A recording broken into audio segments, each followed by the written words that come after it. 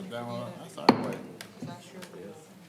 I'd like to welcome everyone to the Maiden Town Council meeting for Tuesday, April the 12th. The invocation and pledge of allegiance will be led by Council Member Holly Crafton Lay.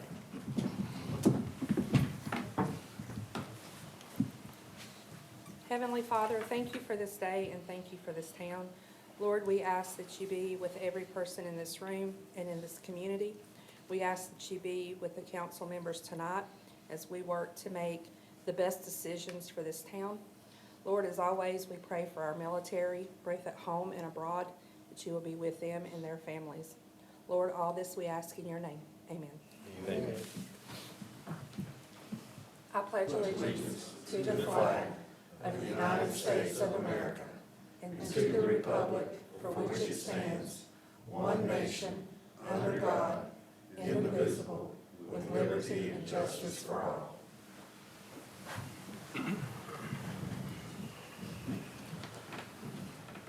Okay, you have before you the agenda. If you would, we're going to take 10C off until we get some more information.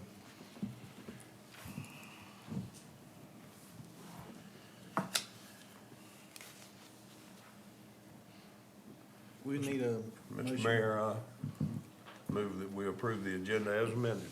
Have a motion Second. and a second. All in favor say aye. Aye. All opposed say no. Motion is carried unanimous. Okay, approval of the regular meeting for March 8th minutes. Make a motion, we approve the regular meeting minutes for March 8th. Have a motion Second. and a second. All in favor say aye. Aye. All opposed say no. Motion is carried unanimous. Citizens' requests and comments. I guess that's me. That's you. Hi, I'm Karen Henson, and I am a therapist at the Children's Come to the podium, Advocacy please. and Protection Center. Oh, I don't like public speaking. I'm a therapist. I talk to people. I listen. But this Children's Advocacy and Protection Center exists to provide a systematic and multidisciplinary response to all reported cases of serious sexual abuse, physical abuse, and neglect in Catawba County. Our multidisciplinary team is made up of law enforcement, social services, mental health, medical provider, and the district attorney's office, and a victim advocate, sorry. And the mission of the CAPC is to advocate for the protection of all children of Catawba County by working to empower individuals through education and training, to coordinate a comprehensive team response to abuse and neglect, and to reduce victim trauma. In 2021, Catawba County Department of Social Services accepted 1,605 reports for investigation or assessment affecting 3,240 children. Most of those children were under the age of 11, and the primary reporters were education personnel, law enforcement, and medical personnel. Educating all adults in the community to pay attention, be aware, and recognize potential signs of abuse, while also promoting social and emotional well-being of all children and families to prevent abuse is necessary. It will take all of us working together. April is Child Abuse Prevention Month, and the CAPC works to support education and prevention while also responding to abuse when those efforts fail. Please join us in growing a better tomorrow for all children together. Thank you. Thank you. Thank you.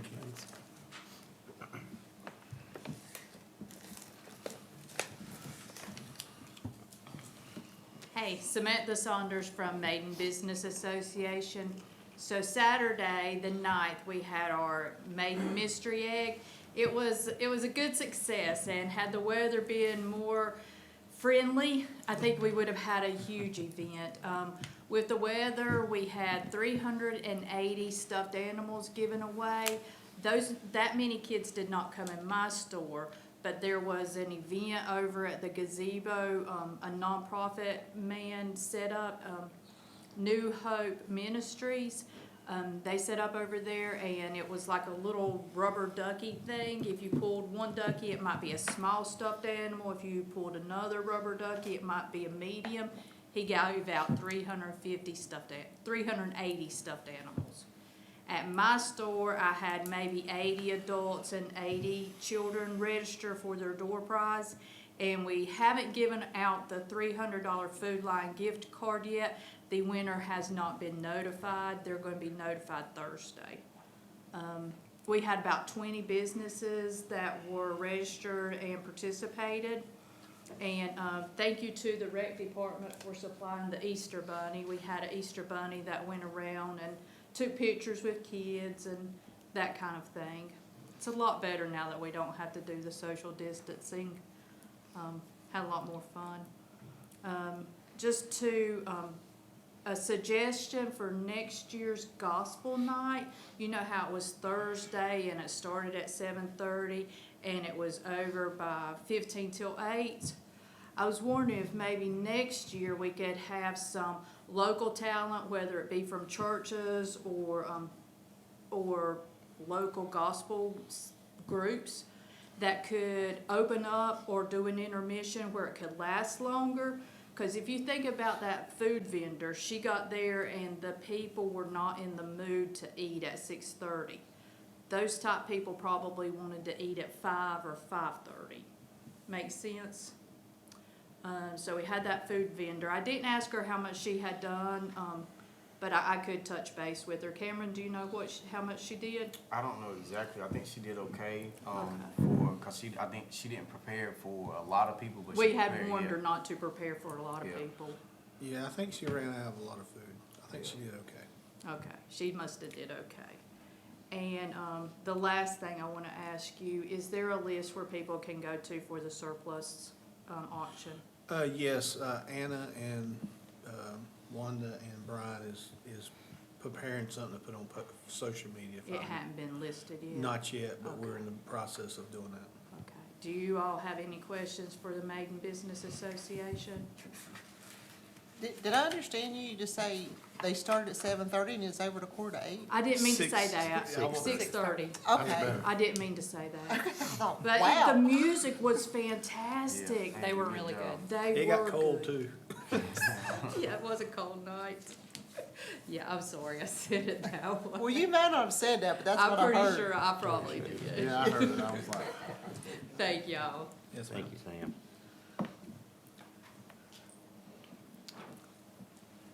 Does anyone else have anything they'd like to say? We got Tammy coming. We paid them for that. I just wanted to introduce you to my new employee, Jeremy Brooks. And he comes to us with about 15 years' experience. We're real excited to have him. He's worked in the private sector before, but I think he's going to warm up to the way we do things here in town. His kids play sports here at the rec. His kids go to school here. He lives right outside of town, so we're just tickled to have him, and our first 2 days have been great, so I hope you'll welcome him, and we're excited to have him. welcome. Welcome, Welcome. Chair. Good evening, people. My name is, it's been a minute since I've been up here, so hopefully I'll make sure I do everything properly. I know some of you all. Some of you may know me, but I'm Brother Jeffrey, as I'm always called. But I have two issues, if I can deal with them. They should take not very long.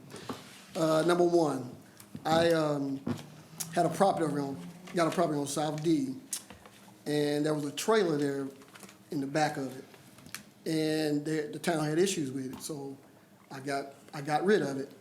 But I called the town and I asked them as far as could the fire department maybe take care of it, burn it down, and get rid of it, and they told me no. So I had to do it myself, so I did it myself. But I noticed there was there was a house on the 500 block on West Main that was abandoned, and I saw the fire department there, they burned it down. Maybe I don't know if they did it for practice or it caught on fire, but I don't think it caught on fire though. What So, was the address, sir? which one, the one on, The one that's your house? that was on 527. And it was a mobile home? Yeah, it was a mobile home there. Well, what I was told was that they didn't do it because of the proximity of the other house and the trees or whatever. But I mean, if it's now, if it had caught on fire, y'all have been down there. This is my logic, you know? But the house on, the 500 block on West Main, I saw the fire department there, had everything blocked off and burned it down. It was an abandoned house. If I'm not mistaken, it was. So I just want to know what the proper protocol for the fire department, if that's something that they do or they don't do, Yeah. which I'm fine with. It's been taken care of.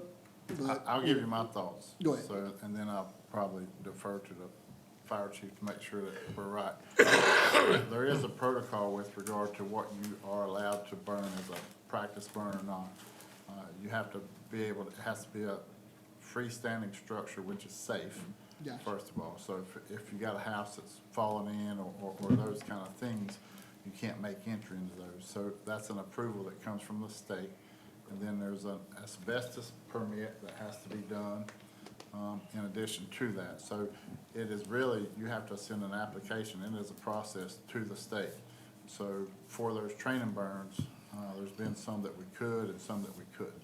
But it Okay. definitely has to be a standard structure that is stable and those things. And Luke, is there anything I'm missing out on that? With the state, you have to be able to ensure that you are getting training. We can't just come out and torch something. We have to justify that we are able to obtain training for our guys to come out and burn a structure. There are things that go into play as far as how close in proximity it is to another residence. Gotcha. Because we don't want to come out and burn something that really has no monetary value and risk ruining something on someone else's house. Because then that causes more issues and it puts a spotlight on us that we don't want.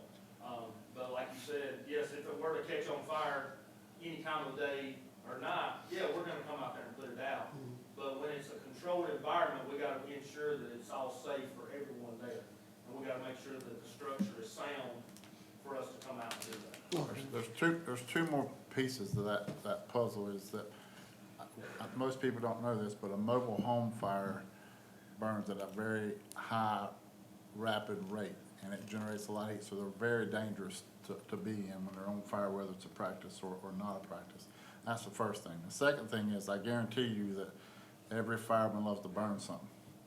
And if it was up to them, they would have burned it, I promise you. Oh, okay. They like it and Yeah. they enjoy it, so it was definitely not that we're gonna do this for this person and that for that person. Gotcha. If they get a chance to burn something, they're all about it. Yeah, I just didn't get any clarity on it. That's why I Yeah. come. Just want to get some clarity. That's Yep. all. That's fine. So my next question is, my next concern is this.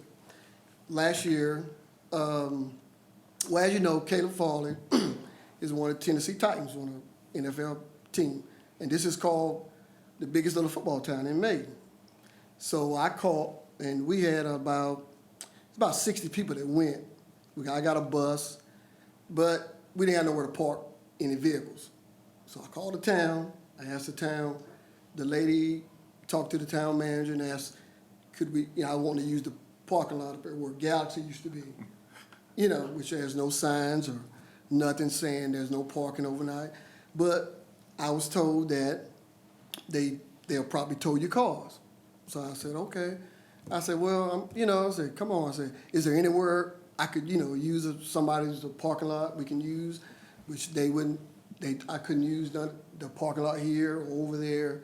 They said no, because it'd get towed. My thing is, this is, like I said, again, the biggest little football town in Maine. Again, number one, this is just me thinking. I don't, you know all the procedures and laws or whatever. But the fact that the town council or the mayor or town manager, who would call the police on some cars that's parked in a vacant lot? The police ride by there, they can monitor, the citizens of the Maiden's cars, just for one day. I see a tractor trailer parked there all night. I go up through town and there's cars parked there, tractor trailers parked overnight. So I just want to know if because I'm going again this year, so hopefully I can get some help from the town. I got some help for you right now. Okay. So in the neighborhood that Cameron and I live in, there's a lot of tour buses that go out of there. And they all park at the middle school or the high school. Okay, And it's an open parking lot. It is, I don't know if they have permission or don't have permission, but I can tell you that there's a lot of trips that go out of there, and people park. I think that would have to be, those be removed on Monday before school started. okay. But that's where I see most of those going. With regard to the comments on the tractor trailer, that's been discussed about 2 or 3 months in a row. I think the building of the new fire department will take care of that. I think that one piece of that is that there is a liability issue for a lot of that, because I would think, and Scott can correct me, but if we do allow folks to park those things for a whole weekend, because that's a long trip, right, or is it just a one-day trip? It was a 1 day last year. Yeah, I got just, you. we So that Saturday might be a morning. liability, I don't know if it is or not. And just so you know, the parking lot right here across the street belongs to the Mexican restaurant. Okay. So that's not ours. But I can tell you that, I'm not opposed to the things that you recommended, but I can tell you that currently I know that there's charter buses go out and pick people up on, the property at the schools a lot of times. So the middle school? I've seen the middle school and the high school. Well, I don't know how they got permission, but I that's can what tell I'm you, saying, the who parking I need to lot, contact, because I I know I don't- contacted the high school, and it was a different scenario there. Yeah. No liability, issue there, yeah, so. and I don't know how they do it or who tells them that they can, but I will tell you, on the way to church a lot of Sunday mornings, I see a parking lot full of folks down there and buses pulling in late Sunday night, dropping them off, so I don't know if that's what it is, but. Okay. Well, do any of y'all have any suggestions? 'Cause like I said, I really want to support, as our first NFL player. I mean, that was big to me. That meant a lot to me and some of the people in our community. And for us not to even, I didn't get much buzz from the town pretty much at all. Just me pushing it. I mean, because that's what brings this town together pretty much, our football games, so it's just that it just saddened me, that much effort, and it just mainly came from me and a few others. Well, it might be better if me and you talk one-on-one. Okay. Because the only thing was relayed to me was if you could advertise on our town sign. Okay, And I was like, that wasn't allowed. gotcha. So I don't know where the breakdown in communication is, but if I can get your name and number, I'll talk to you after the meeting or tomorrow. Okay, all right. Because at some point, there was been a breakdown in communication. Okay, all right, that'll work. Well, thank you, I appreciate that. Mr. Jeffrey, could you please state your last name? It's Ramsey. Ramsey? Yes. Okay, thank you. Hey, don't be so long coming back. Oh, I'm not working I understand. Mr. Jeffrey, if you need advertisement for that, the Maiden Business Association would be glad to pass that along on our Okay. social feed. I appreciate that. Thank you. All right. I'll make sure I get your name and number.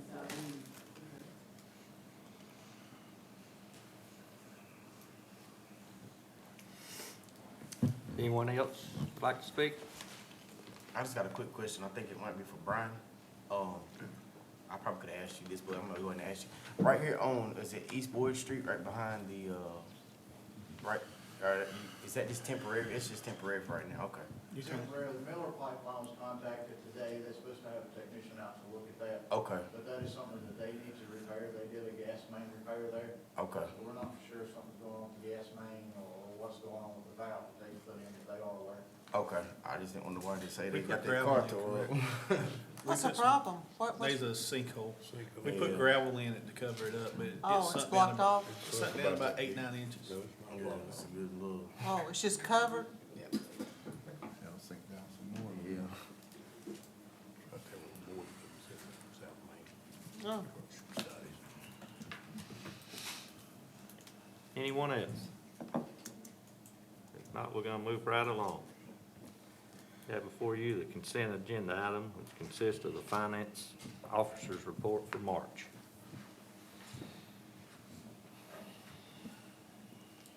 Jess, anything in there we need to talk about? Nothing like over the top, I don't think. I've been looking at a few things with People Bank, trying to get us maybe some more. Interest? Interest, I'd some more agree. investment income. I will have something put together for you guys on that hopefully we can implement within the next budget year. Awesome. Thank you for that.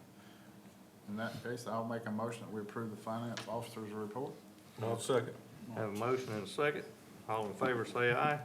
Aye. All opposed say no. Motion carried unanimous. Presentation of preliminary budget report. Since we're doing this presentation, I'm gonna come down here so I can look at you.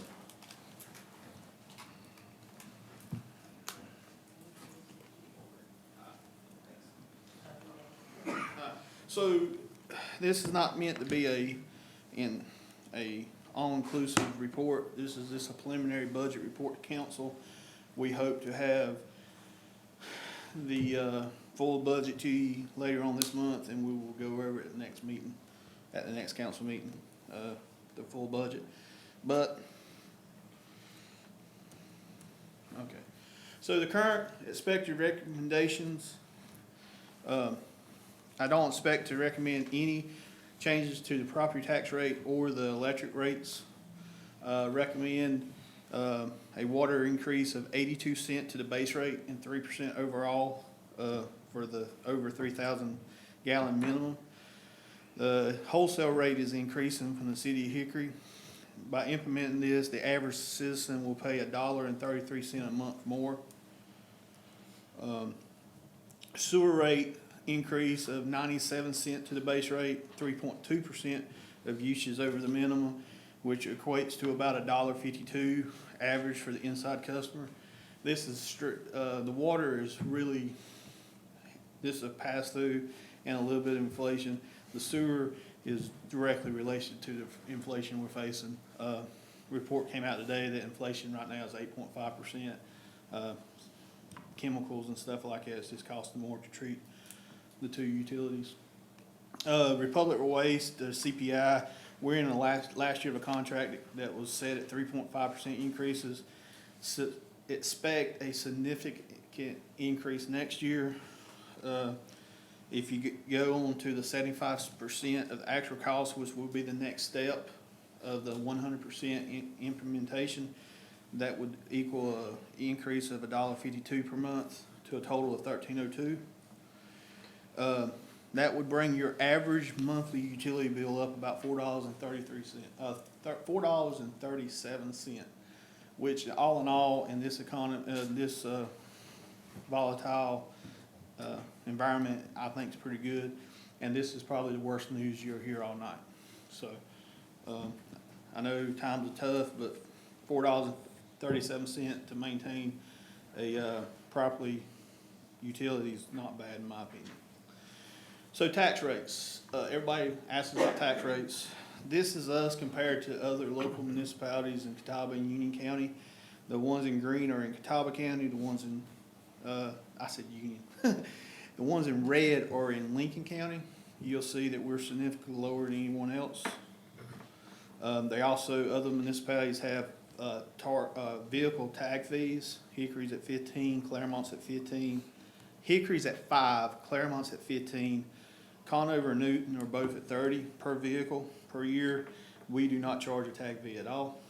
So let's talk about the tag fee right quick. What do they do with the tag fee and what's the purpose? So different municipalities do different things with it. From what I understand, up to $25 can be used for anything whatsoever. Most municipalities use it for paving roads or supplementing the general fund. If you operate a public transit, a certain percentage of it's got to go to that. I don't know the breakdown because we don't operate a public transit. So just out of curiosity. But you can charge up to $30. How many tags do we have in Maiden? Last time I looked out, Just Last time- rough guess. right at 2,300, I think. Now, don't hold me to that. It's been a couple years since I looked at it. 600. I mean, it's some jack if we charged it. So if it was $5, it'd be right at a little over 10,000. Yeah. So I mean, the Maiden squeeze has might- never charged a tag fee? Okay, Not that's what I since, thought. not in recent memory.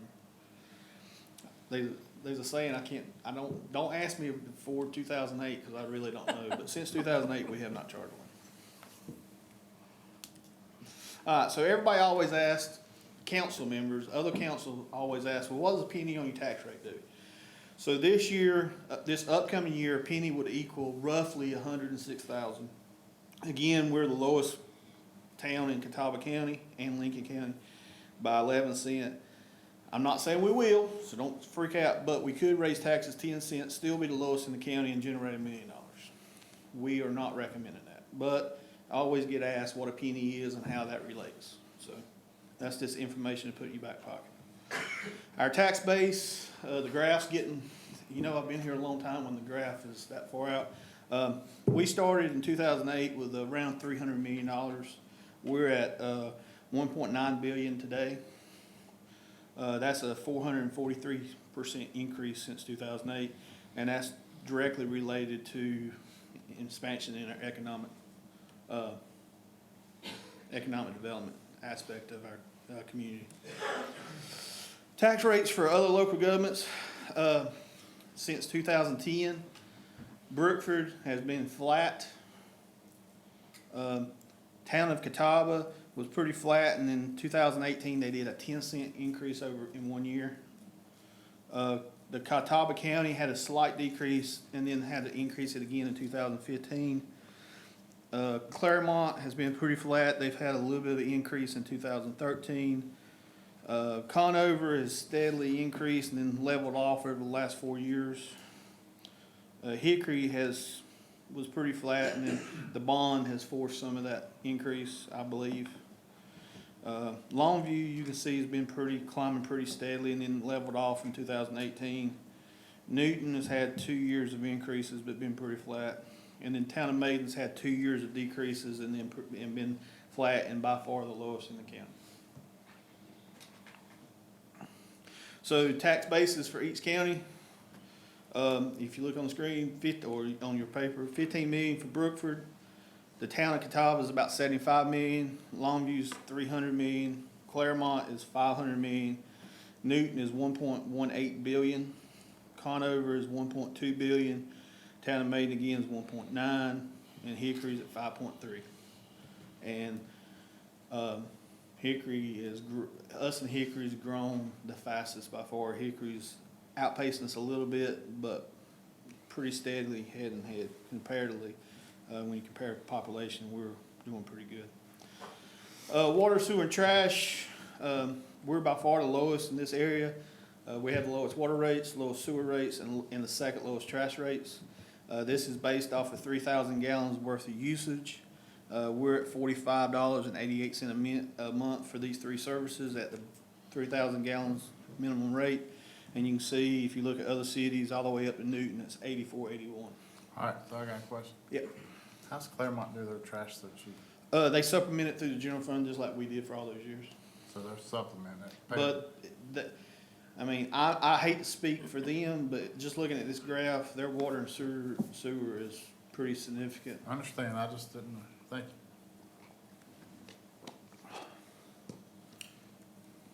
So what does it cost to live in? This is a graph I do every year. If your house is based at $200,000 home, 2 vehicles at $20,000 each, and you use 3,000 gallons a month, it's roughly going to cost you $1,463 to live in Maiden before, not counting power because it fluctuates, and not all cities have public power like we do. Compared to other cities, you can see on the right-hand side, Hickory's at about $955 more than we are a year. So, historic residential rates. So everybody always complains about how their power bills are high, and they say we go up on rates. It's not the case. This data backs it up. In 2016, we had a decrease of 8.2, and we had no rate increases 17 and 18. We had a 2% decrease in 19, and we've had no rate increases since then. However, 2009, 2010, and 2011, we had 5% increases across the board. So for 3 years, we got the reputation of having extremely high power rates. 10 years later, we're still fighting that reputation, even though we've decreased rates 10.2% since 2016. We may have some shifts in commercial and industrial rates due to the cost of study, but those are significantly decreased since the last time he came, with our wholesale rate being decreased at the wholesale level. Projected revenues last year, and if y'all have any questions, please stop me. I know I'm going pretty fast, but I see this stuff every day, so please stop me if you have any questions. Projected revenues last year versus next year. Our general fund is about 9.9 million. It's projected to come in at 10.8. That's directly related to economic development at our largest tax payer. Electric is 7.6 this year. We're projecting around 8.2 currently at next year. And water and sewers is 2.4, projecting 2.8 next year. If you remember last year when we did the budget, we still took a conservative approach to the revenues because we didn't know how coming out of COVID was going to affect us. You'll see that we have a surplus in certain areas this year and still being conservative, but not quite as conservative. These are the numbers that we're looking at for next year. Now, we still don't get some of the projections until late May, so these may change a little bit before you get the final budget. But these are the numbers that we feel good about as of today until we get those business personal in late May. And unlike most cities, our business personal makes up about 80% of our revenues. So a 2% change at business personal can dramatically change our budget. Other cities, it don't affect it. So just keep that in mind. We're at the back end of the incentive agreement with GKN. I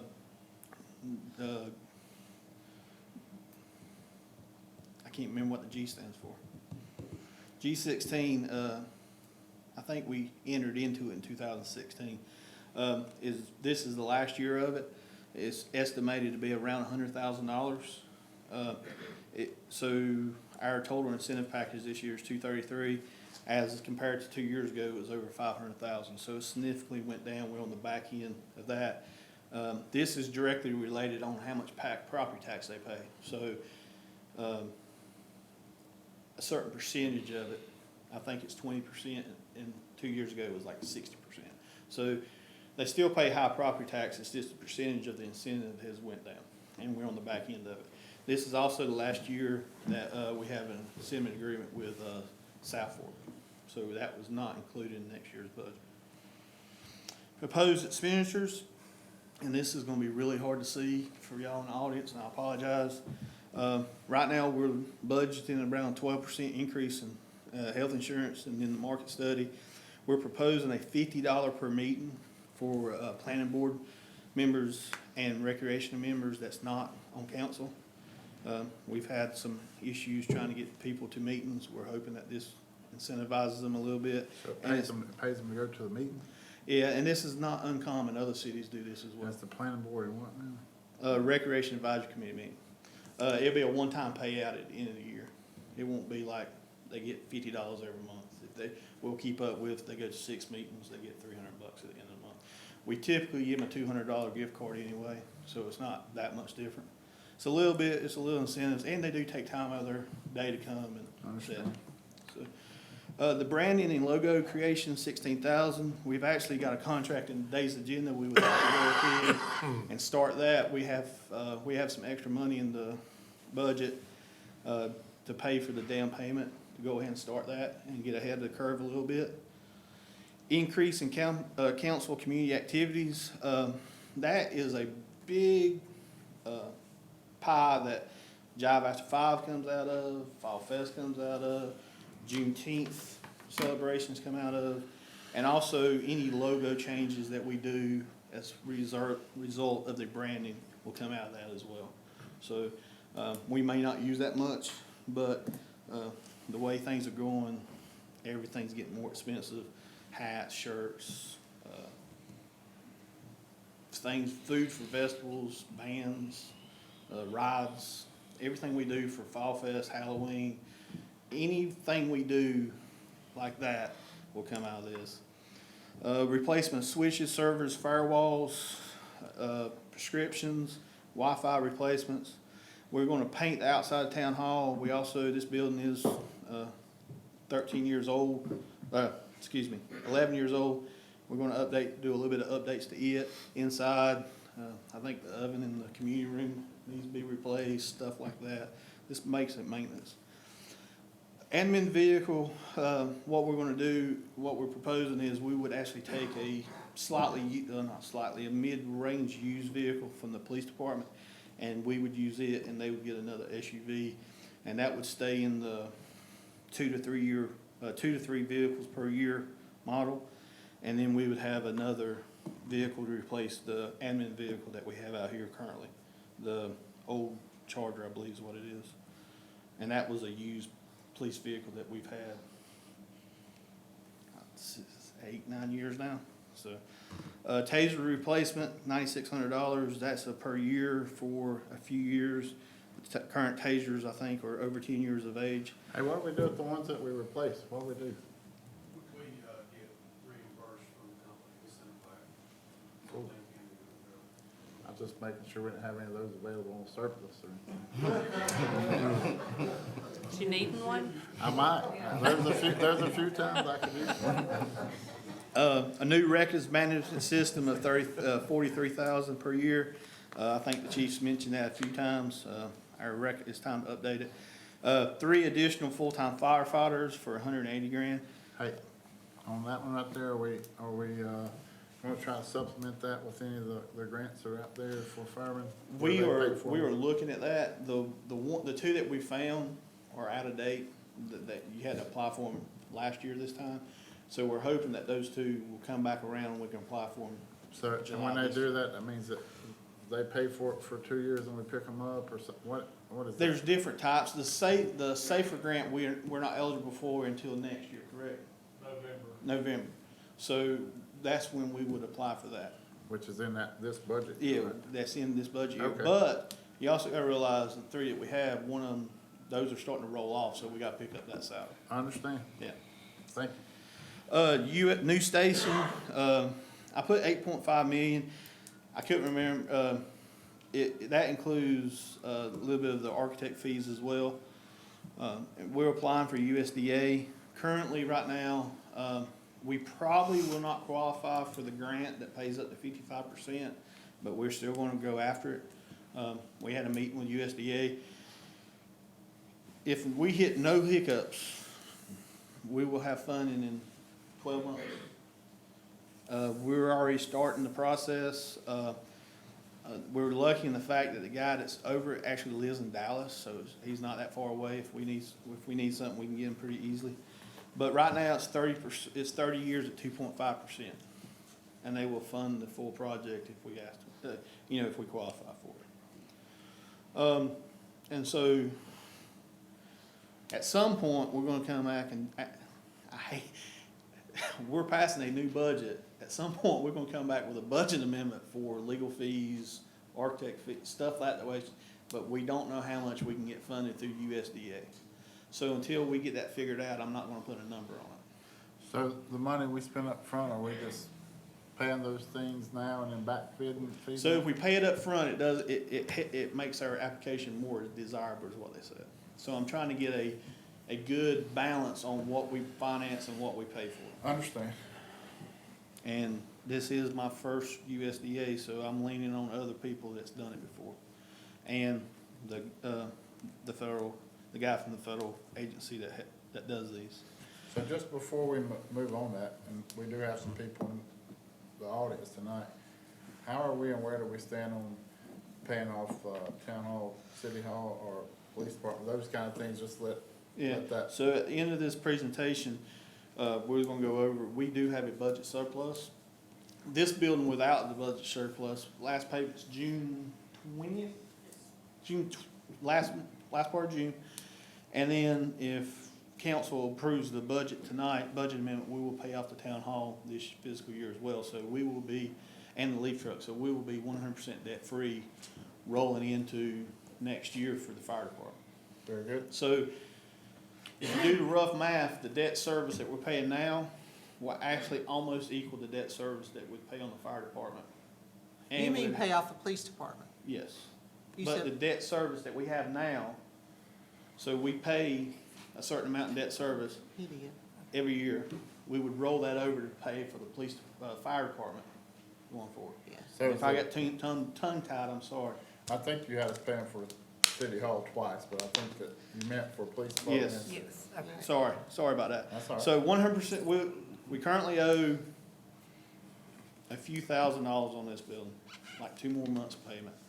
And we currently owe 7 years on the police department, I believe is what it is. Understand. So we did have a bump in revenues, and what I'm recommending is take that bump that we recognized and put towards our debt. That way we can use that debt service, and it almost is equal to what debt service will be on the fire department. So the effect on the budget would be the same. Do we have any loans currently that are not fixed rates? No. I do not believe so. I think the only I would thing just hate for the interest rate going from 2.5 to 8.5 to bite us somewhere. So the USDA loan is a fixed rate. Okay. And I'm not an attorney, but I don't think the town can go into a loan that's not fixed rate. All right. Now, that's the thing with a big T. We have, in my career, I've never entered into a loan that wasn't fixed rate. I wouldn't support going into a So- loan that's not fixed rate. So what I can Not say is now. that's where we're at, and 2.5 will actually be the largest interest we've ever paid. So we've been very fortunate. And we're doing all that without bond ratings or anything like that. We will have to go through the LGC to get approval. You learn something all the time. You do have to go through the LGC to get approval for the construction loan, but you do not have to go through them to get approval for the USDA. But you can't get a USDA without a construction loan. So we're working through it. Understand. Garage truck replacement of $32,000, a service lift of $12,000, a tire changer of $9.5, street department F450 is $65, and then a mower replacement of $10,000. Additional asphalt roller of $20,000. The dump trailer, we're gonna keep the one we have, but we've had it for an extremely long time. It's used a lot and it's having issues. So we're looking at not replacing it, but adding a new one. And that will be used in emergencies there if we get overbooked. We're currently projecting $135,000 in paving, fall-safe fibers for the 2 new playground equipments at Rosenwall and Union Street. We're currently looking at relocating the playground equipment at Rosenwall and Union. Rosenwall will be moved closer to the playground to get it out of water. We're having water issues at both parks. And the other one would be relocated to the old volleyball court that is a maintenance nightmare, and get it out because it has water issues as well. So we're replacing the equipment, but we're also relocating it at the same time. Gym floor, it's time to do that again. That's pretty much on a rotating schedule. New key fob system for the rec. We're also looking at doing a Masters Parks and Recreation Plan with CBSA for $29,000, which will be an all-encompassing plan. We would also use that to leverage towards applying for future Part F grants. Field 4 releveling. Now we're getting into electric. Fuse taps for $50,000, replacement of electric pickup truck, replacement of the bucket truck. We're also looking at doing LED conversion at Field 1 and Field 2. Tree trimming. The double circuit will also take advantage of the grant that we got from the state, from Senator, McKenna? No, Representative? state, Parcell? Proctor. Proctor. Yeah. I knew Purcell was not right. Proctor, Senator Proctor, I just talked to him on the phone today. Senator Proctor, got us $250,000 towards that project. And then, the semi truck at the wastewater treatment plant we've had for 13 years. It was used when we bought it. We've had some, major, mechanical issues. We're looking at buying another used one because we don't use it as much as a trucking company does. We haul it 13 miles one way. So it's for hauling sludge. We're looking at replacing that. heating and air unit replacement for 15,000, a F-450 for water and sewer, and then a covered 4x4 gator for 18,000. And that's pretty much every request that staff has had. So before you go to that next one, so we didn't have anybody request something that we didn't get? Is that what you're saying? Like, if we was gonna get one more thing, what was that last thing cut? I know I cut something out of Public Works, but I can't remember what it was. Brian? That Brian does. Right. It was something, I'll go back and look. We So I'm cut, just we put, curious about it was a that. loop for the water line. We're applying for grants for it. Okay. Buffalo Shoals. Yes. All right, so, my next comment is, this is my 5th year on council for 4 years. I've been asked about this, and I'm gonna ask one more time, and I'll keep asking, because the number one thing that I get requested from citizens, and here lately, when I go to the schools to speak, I ask the kids what they want, and I hear it from them too. So now I'm hearing it from the adults and the kids. There's a lot of folks who are very attached to their pets and their dogs, and those dogs are like people to those folks. And every year, I bring up that there are some places in the areas that have dog parks. And I personally think that at the very corner of the ball field on 4th Avenue and Cemetery Street, where those pine trees are, where if we fenced off that area, that would make an ideal dog park right there for folks who maybe are going to a ball game or just park in the parking lot or at the picnic shelter, walk over there, walk their dog into a park that has a fence in it where it can't get in or it can't get out. I don't think that would be a huge cost. I do sincerely say that is the number one thing that I am asked about and requested about. So I would really like for you and for council to consider that, even if it's not this year, to get a plan for that. I do know that there was some talks about that even during the annexation or for the development piece of that property on 321. So, and I might be the only person that hears that. I might be the only person that I've heard talks it. about that. But I will tell you, on Main Street and in the neighborhood in which I live, there's people walking dogs all the time. Well, you're in luck, Danny. We have plans drawn up for that area somewhere. I don't know where they're at. We looked at doing that at that area several years ago that we can dig back out and we can look and see Yeah, if we can and include I that. think you could do it in stages, much like we do our parks. But I think if we start off with even just a fence and a lock gate and a couple benches, I think it would be a good start. Well, we can do it in phases, but there's certain elements that we have to have them for our insurance. I But we'll understand. get all that together. We probably can do, we can probably, I was gonna say, we've looked at it, so we should have that on a shelf somewhere that we So, can pull out and get new I just quotes wanna for you. be, forthright to say that that's a council decision, that's not a me decision, I'm just throwing the one that I'm asking about. So, Well, I you know, mean- council might feel different. Well, I've heard it from other council members, and I've also heard it from the public.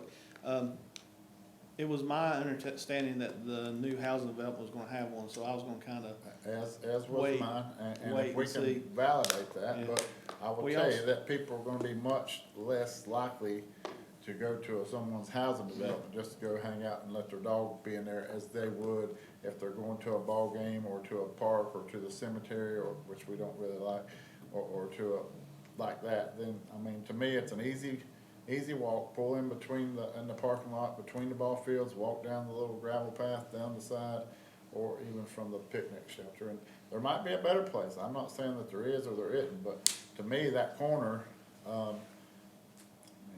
don't know of anything that we would ever have the option to do other than that. And I think it would look pretty good. no.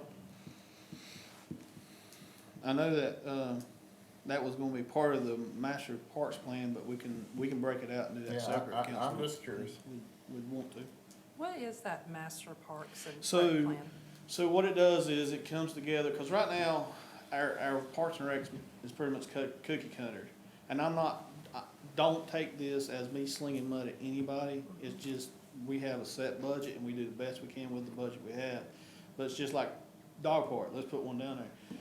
this master plan will come up with a long-range plan for the park system, for future walking trails, future ball fields, future, expansion of the rec center. I mean, everybody thinks the rec center, oh, that's that rec center is old as I am, you know, and we're running, we need basketball court space, we need other things. So, not saying that we're gonna build a new rec center tomorrow, but this plan will lay out a long-range plan and get buy-in from the community. It's not in the Recreation Advisory Committee and council.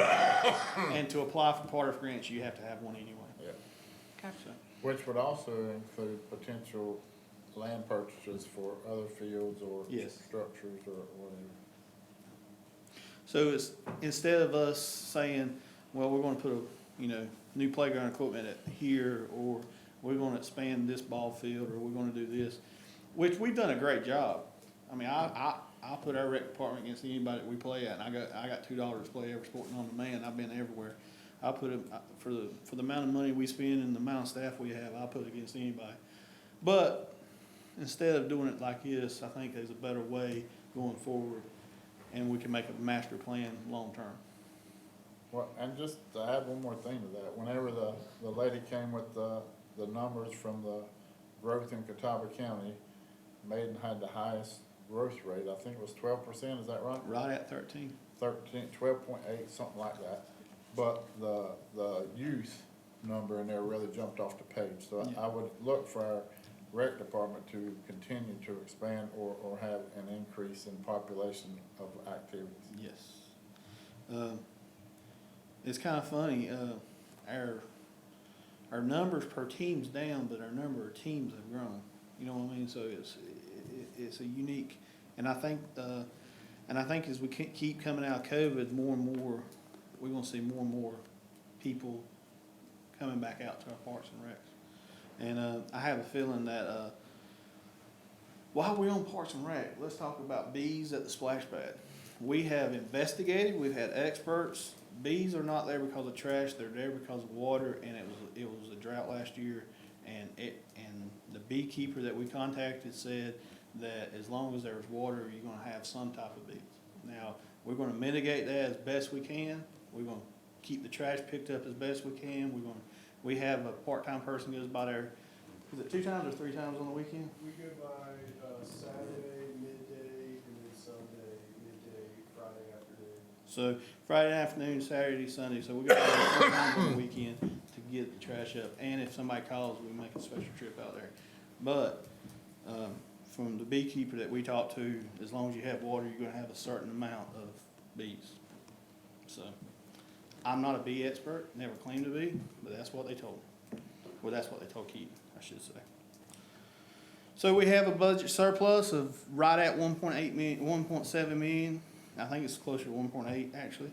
I got one more question before we go too far. Are we, still looking about budgeting any money for amphitheater? Well, that's part of the master's parks plan as well. We want everything to fit in. Our thinking with amphitheater is instead of it just being a one-time use, making it a multi-use and having it as a picnic coverage area when we're not using it for amphitheater subjects, because we do need another covered area at the park for birthday parties and such. They are double booked, triple booked every weekend. So it's a good thing that I'm recommending an architect to do the plan, because I need an architect to draw that amphitheater out as well. So that will be part of that.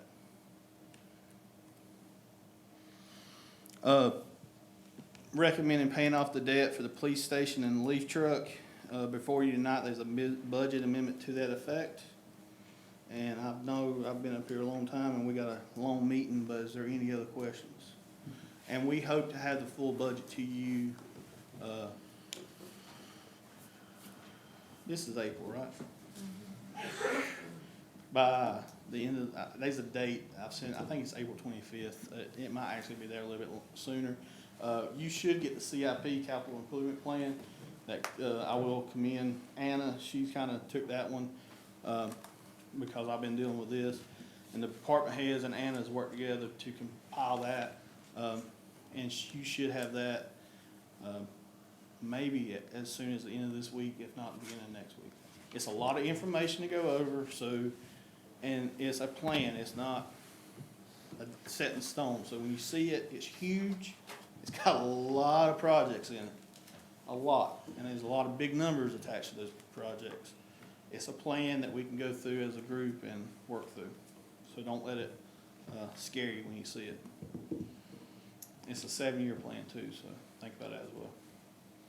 Todd, I thought we said a budget planning meeting sometime in May. Did we? I don't have it on my calendar, that's what. It's gonna be the actual council meeting. That's Okay, what, that's that's what we why. do. We set up in the council room and just go. Okay, Because typically May's a light meeting. Now I say that, we'll Okay. get slammed. But if not, what I we'll do is remember you we'll saying that reschedule it. now. I remember that now, okay. And we normally start that a little earlier, but with us starting at 6, we may not need to. I think normally we start at 5:30, but we may not need to with us already meeting at 6. All right, thank y'all. Thank you. Thank you, Todd. Have app presentation.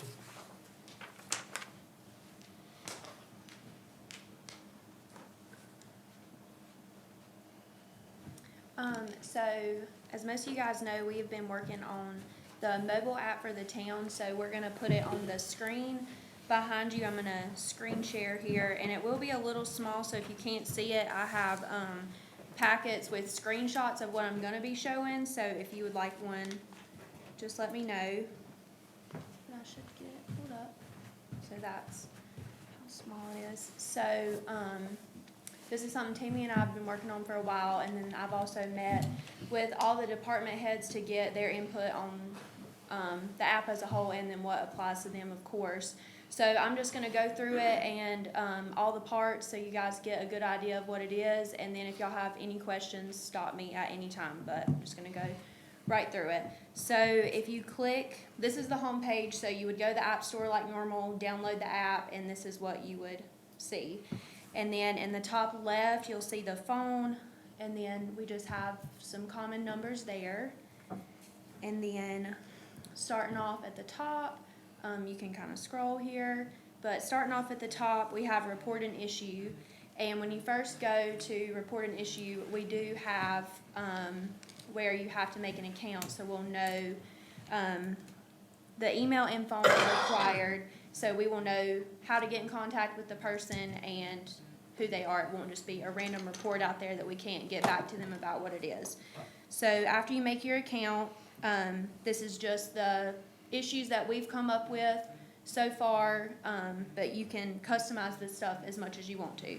So I'm going to show you an example. So if you click on, let's see which one I clicked on, road construction, you put where you're at, and then you click next, and you can add your notes, and then you can even do a picture if you would like, and then you click submit. So that is how you'll report an issue, and then this will go how all of our work orders do to the front, and they'll go from there how they always do. This would just be another way of people doing it.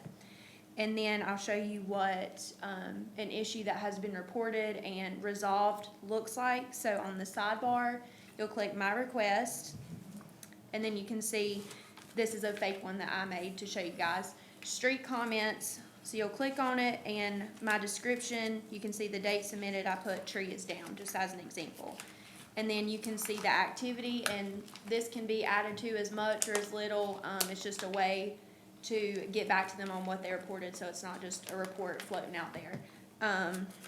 So you can see that the report was received, and then work order was resolved. If there's any other comments that need to be made, you can make as many as you'd like. So that is the report an issue. And the next is departments.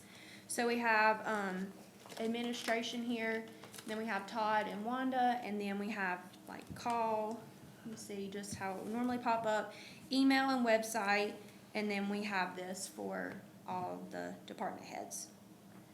So that is departments, just if you need to email them, get in contact with them, that's there. And then next we have town council, so I know I've been bugging you guys about getting the bios, so now you can finally see why.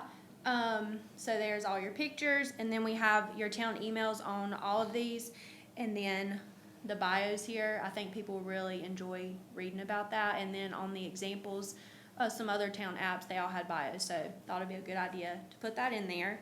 But that's what, it all looks like. And then if you look to the top, excuse me, you can see council agenda, and it will take you right to where the agendas are posted on our website. Same for the minutes. And then also the YouTube channel where the videos are uploaded after the meetings are complete, typically around the next day or so, I think. So, that would be the town council page where you can find anything to do with town council.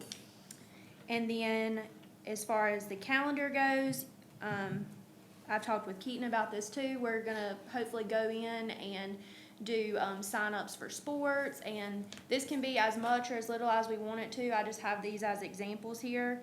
But, you can see tonight on the calendar, I had a council meeting. And then, hopefully this will help people keep up with the Drive After Fives, the sports registration, fall festival, anything going on like that. And you have to put an end time, so if you look Yes. and it says 6:30 to 7 for, I don't know what you put for I council. had 9, yeah. We have to put an end time in there, so Yeah. that was one of the big questions we had. Mhm. So we'll try to put a roundabout, but you have to have one in there. Places, so you can see I have it split up into categories, so town buildings, libraries, cemeteries, parks, and schools. So I'll show you guys the town buildings, for example.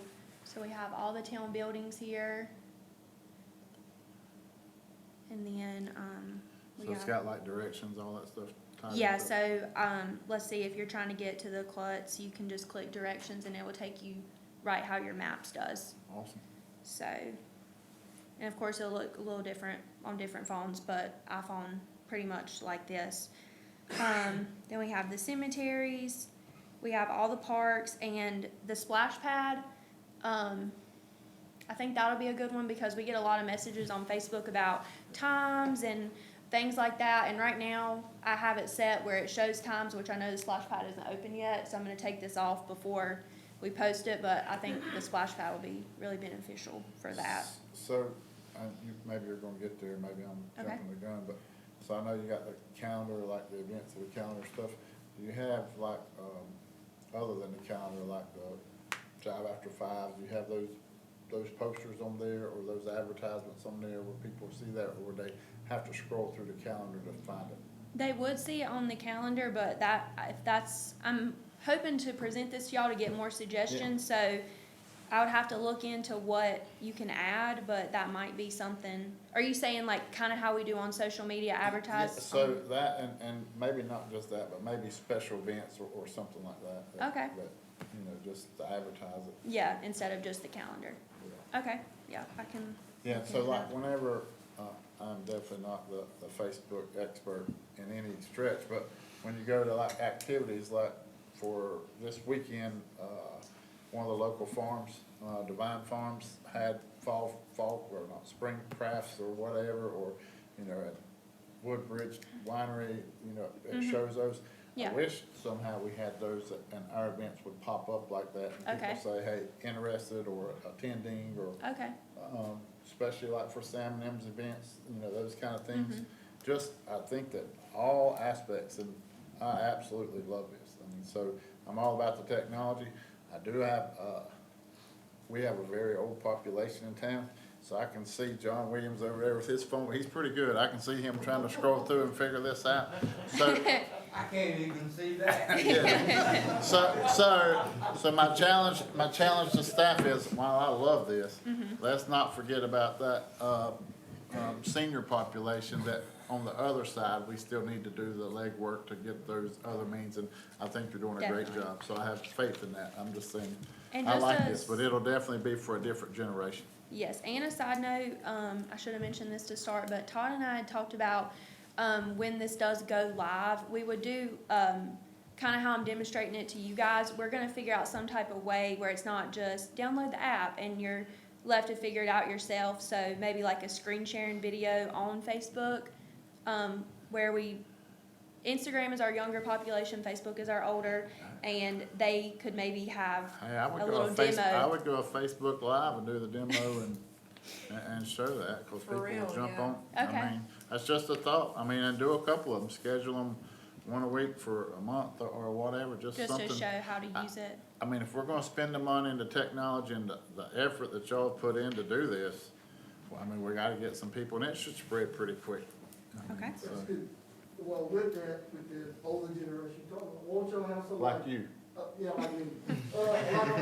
Unless they're phones, you know, if most of them have those type of phones, you know, the newer phones. The smartphones. The smartphones or dumb phones, whatever. Have it, make a, if you got an event going on, it would automatically alert that population. Yes. That's something, I mean, maybe you should look into, I don't know. You can talk about the notifications. Yeah, so that was on another part, but I'll go ahead, because that's a great idea. In part of this app, it does allow push notifications. You just can't demonstrate those until the app is live, so I don't have an example to show you, but you know how if you'll download an app and it'll immediately pop up and say allow push notifications or don't.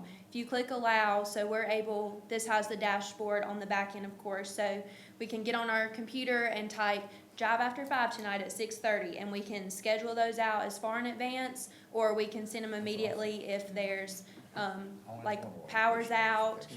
I know a lot of times we'll post that on Facebook if something's going on, so we can schedule them, do them immediately, however we need to use it, but as long as people click allow on the push notifications, they'll get those, so. I mean, I would see that as just a great reminder for, I mean, hey, late fee for power bills or whatever, I mean, water leak, So road closures. if somebody just downloaded the app and somebody showed them how to do the notifications, they wouldn't even have to navigate through the app at all. Right. They'd just get the notifications. Right, it's just like Which if a you lot of have, older people could do. if you can have manage that, Instagram John. and you never You get can on do it Instagram. Nah, that's, Not Facebook, I can't even read my phone. this is easier. To do that and get a notification, you don't have to do anything. It's just gonna pop up and say, hey, power's out. Call somebody, tell them. They're about 6-year-old, they can do it like that. That's right, that's About 6 years old, they can do it. It's just like Instagram or anything like that, if you don't use the app and the notifications will still pop up on your phone, so even if you're not using it, as long as you click allow, it'll still come up. So this is the places, we also have the schools on here. So that is the places. Hey, go back to those schools again. Maiden Middle needs a picture, is that What what? about Tuttle? Okay, I'm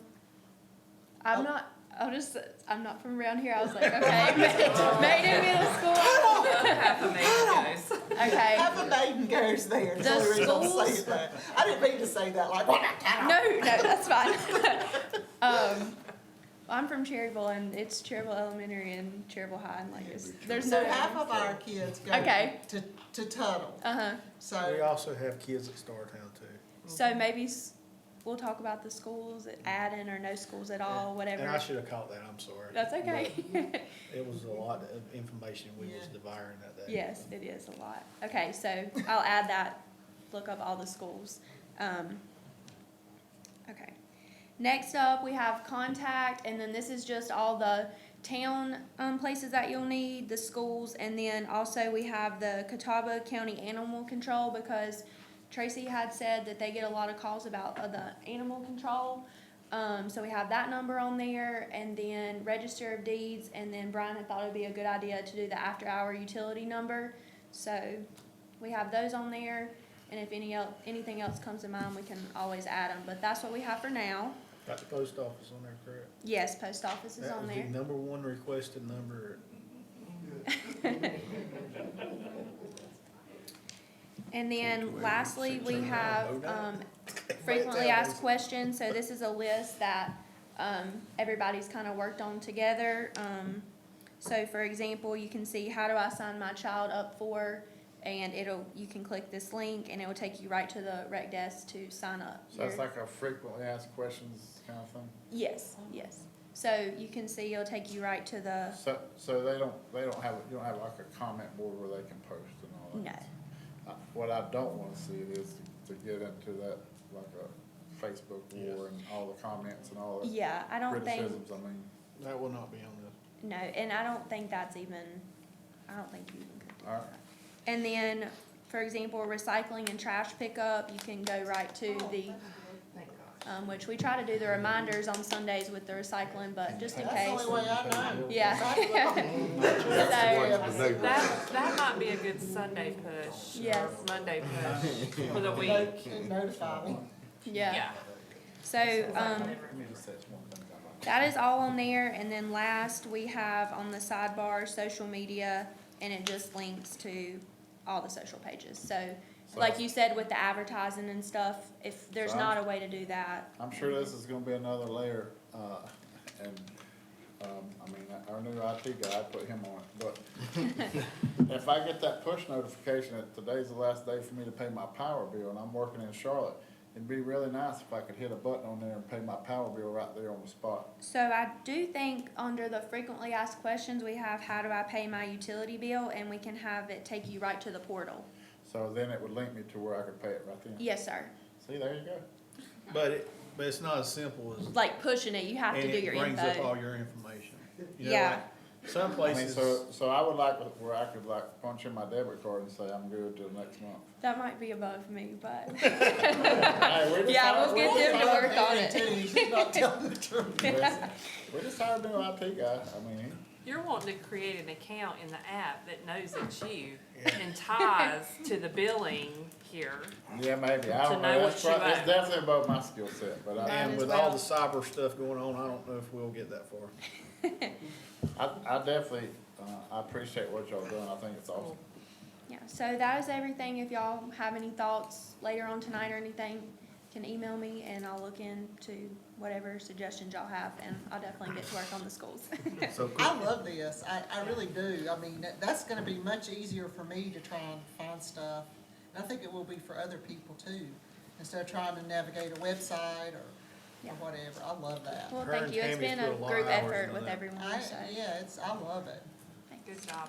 So Thank quick you. question, if they Yes. go, if, say for instance, we have like limbs or something at the road, I can put that request in. Now, will it notify me that it's pending or that it's like, you know, like Yes. it's in the works or, okay, complete, yeah.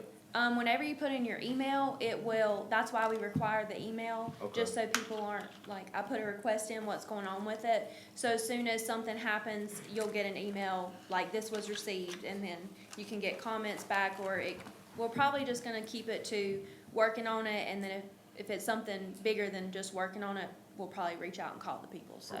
And we really are gonna push people to use this and not Facebook Yes. Messenger, because sometimes, unless you're just not sometimes if you're not looking at your phone and you get 4 or 5 Facebook messengers, you answer the ones and then somebody hits you up 2 weeks later, hey, and you'll go back and you never actually saw it because of the number of it was in the queue, I guess. Yeah, So we really want to push people to use this, not Facebook Messenger, because it's a better accountability for us. So what's the go live date you projecting? we're ready whenever, obviously a few little tweaks, but this is it. And it's just gonna be the Town of Maiden app, or is it, we're gonna have a really cool name with all that branding stuff you're working on? That is another reason why to get the head start, is so we can incorporate that into this, but I think for now, we'll keep it as this and change the logos and stuff as we get those. And now, this is not an all-encompassing app. Tracy, can you explain about the reporting? There's some things we just cannot put on this app. Right. I totally, Anna's done a great job with this tool.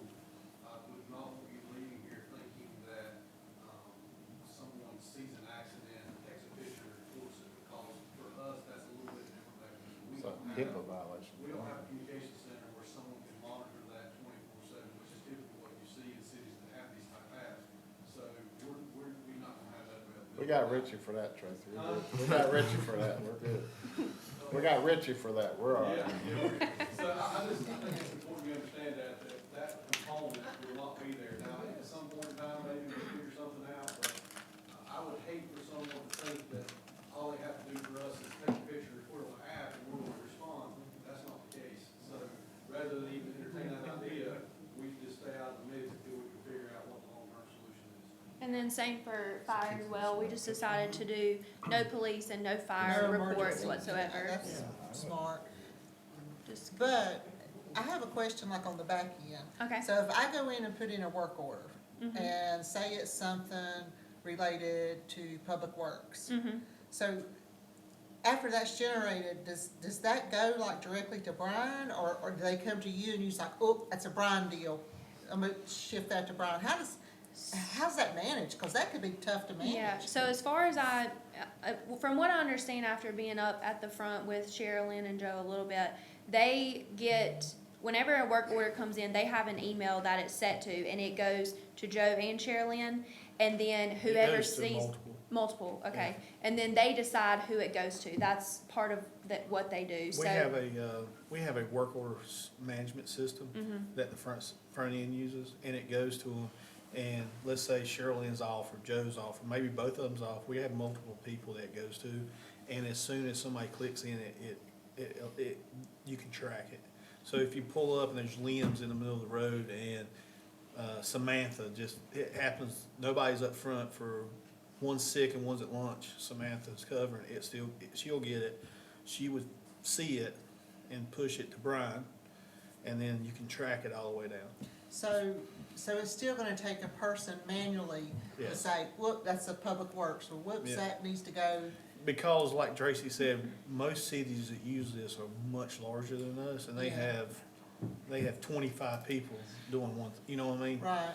We don't have that, so we have to be very strategic on the way we do this. So we're gonna handle a report on this just the same way as somebody called us in on a phone Okay. and said they streamed limbs down. We're gonna put it into the system, and we're gonna track it that way. So when you set this up, just say road construction, that would most likely be Public Works. You can set it up, and I could set it up to go straight to Brian's email.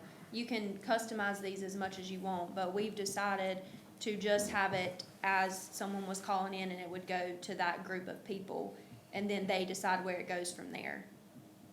Because that system works for us. That's how they do it now. So we didn't want to add something else. I like it. This is sort of off the topic, do we have a system where we can do phone notification? Phone tree stuff. So we have a couple of different ways, and Tammy's probably better to speak to this than I am. We do have co-read, but we're also in our new software. If anybody's been getting a phone call from the town wanting to update your phone number and email, that's us for this new software, because that new software has the ability to send out notifications like that. But bad data in, bad data out, and a lot of our citizens and our customers are long-term customers, and they might have set up their utility bill 15 years ago with a house number, and now they have a cell phone, and they've never came and changed it, and they get mad when we don't call them, and we're like, well, your number's not up to date. Then we updated the number. That's how we normally get updated information. We have put stuff in newsletters, we have put stuff in billing. None of it really amounts to getting, I think we put an insert several years asking for updated information. I think we got 3 back out, 1,800 customers. The main thing I'm saying, I think just your typical residential customer, if the power goes out, the first thing I do is try and look online. They've probably made a post about it and how long it's gonna be. But a concern I've heard from businesses in the area, when the power goes out, of course, they don't have time. They're working to look on social media. And I know, I've been with you when the power goes out, and businesses in Maiden starts calling you saying, what's up? How long is it gonna be? If we could, as soon as a power failure happens, if we could push out a notification through a phone tree to keep people in these businesses, Temple, South Fork, all of them, and say, power failure, we anticipate 45 minutes. So I think that is one of the building blocks that we're working towards. But, I mean, and I don't wanna harp on that we don't have the staff, but we gotta take baby steps. We can't we don't wanna get so far out in front of us that we don't wanna put something out that's bad, because then nobody ever uses it. You know what I mean? So we wanna make sure when we put something out that's good, useful information, and it's easy to use, and then we can build upon that. So I think everything y'all saying is long-term goals. It's just, I don't know if they're gonna happen maybe as fast as you want them to, just because of the lack of technology that we have, and the lack of, people's gotta give us good information for that to work. I understand, but if we look at the businesses in Maiden, Yes. if you had one or two key contacts, Yes. you know those people that call you regularly, you know Oh, who yeah. they are. And when the power fails, because they're wanting to know when they can get their lines back up and running. So if you had those key people that you had set up, that you just sent out a phone tree to, that said, hey, power failure, estimated 45 minutes. If you're gonna save yourself a bunch of calls, Yeah. and a bunch of calls coming into town, and a bunch of people sitting there saying, should I send people home? Is it gonna be 3 hours? Can I? And I think, like I said, I think that's a attainable goal. I just don't know, and maybe and Tammy sometimes has stuff that she's working on that she don't tell me about until they're all the kinks are worked out. So she might very well have this already figured out, but from what I've gathered is, we've gotta get good information before that can happen, correct, Tammy? Yeah, we've been working, we've been having, people at the rec have been calling, people up front have been calling, we've had an intern working here, he's been calling. So we've been trying to get phone numbers and email addresses updated, because there is a part of the new software that's called Power Notify. And so that's what that's for, is to use for different things like this. And at some point, we're just gonna have to say, we've made calls, and if most of y'all look at the bills that you just got, did they go, it was in this bill, right? So there was a bill insert in there that tells you about, how to pay your bill online, that you can actually call a phone number and pay your bill by phone if you need to. And the bottom of that said, please update your phone number and your email address. And all that was in the insert of the bill. So we've made phone calls, we talked to people when they come through the drive-through, we put the bill insert in there, we're making as many efforts as we can to get the information in there, but at some point, at the end of this month or the end of next month, we're gonna have to say, we've done the best we can, so we're turning this notify thing on, and it's gonna hit the people who have made the stride to get the information. And so- the people who haven't, given us anything to use, they're gonna be lacking that, but hopefully they'll hear from the people who are getting the stuff that, hey, did you get that notification the other day? It was pretty neat. And they'll go, well, how we do that? And I can understand that for residential customers, it's a nightmare trying to get all, but if we just try to get, our commercial customers should be pretty easy to get those key We've contacts. called commercial We got all customers. that. Yeah, I think we got most of the, We've got, I'm saying, if you want some, we update those monthly with Mercy contacts and stuff, so that you could. See, that would be easy to create a phone, because I've heard that from 3 or 4 different business owners over the past year. Y'all have more power failures, what's up? Where's the squirrel this time? When's it gonna be back up? Well, I think it's on social media.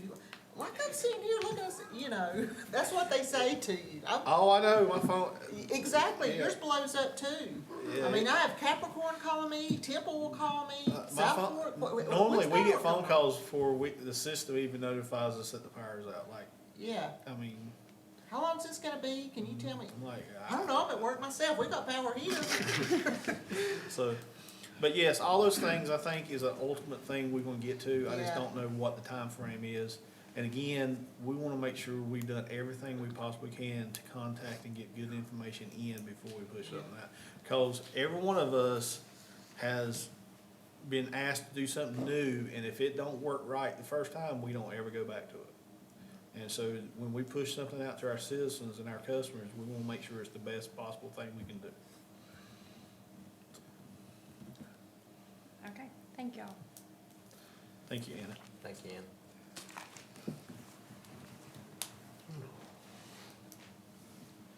Okay, new business, sewer study contract.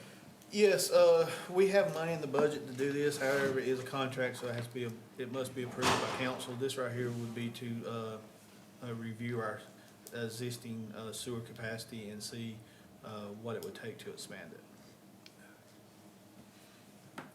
If needed. Your motion is on. Yes, sir.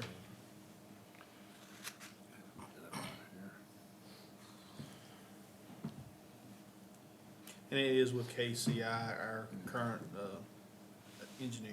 Make a motion that we accept the professional services agreement with KCI Associates. Have a motion? Second. Second. All in favor say aye. Aye.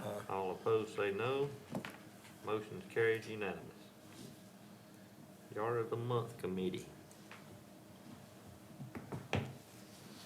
Evening, council.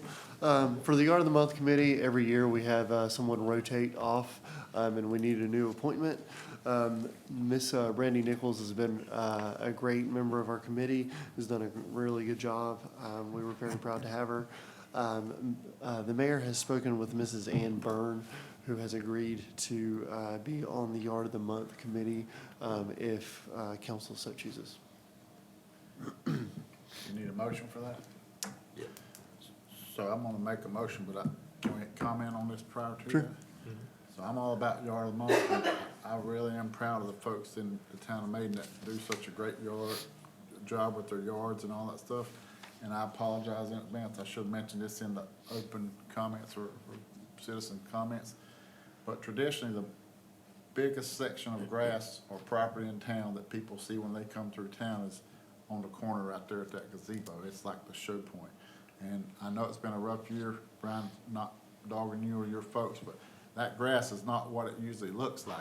I'm used to being dark green and pretty and thick, and I don't know if we have a program, if we hire folks that would take care of the grass at that location or town hall, but I would like to have that possibly. I should have talked about that in budget, Todd. I apologize. I make a motion that we approve the Yard of the Month Committee recommendation. Second. Have a motion and a second. All in favor say aye. All opposed say no. Motion's carried unanimous. Planning and Zoning Board of Adjustments, Chair appointment. Mr. Paul Beatty has indicated to us that he cannot serve as the chairman of the board, so we need to appoint a new chairperson. Mr. Vaughn Wilfong is the nomination from the mayor and from staff. Make a motion, we accept the nomination for the Planning Board of Adjustment Chair appointment. Second. Motion and a second. All in favor say aye. Aye. All opposed say no. Motion's carried unanimous. Thank you. Old business. Brian Duckworth, discuss outstanding budget items with council.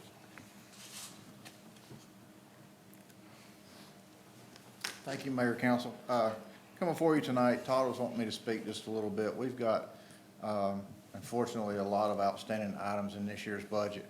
And I don't want to stand up here and harp about supply chain issues and those sorts, because we all get sick of hearing it every day with everything that we touch.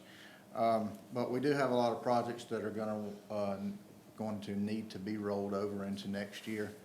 Over the next several weeks, we're going to decide what's going to happen this year, what's going to be rolled over into next year, and I'll be sending that list to Todd so he can pass it on to council. But just want to also touch base on a few other issues that does affect the budget in the upcoming budget year.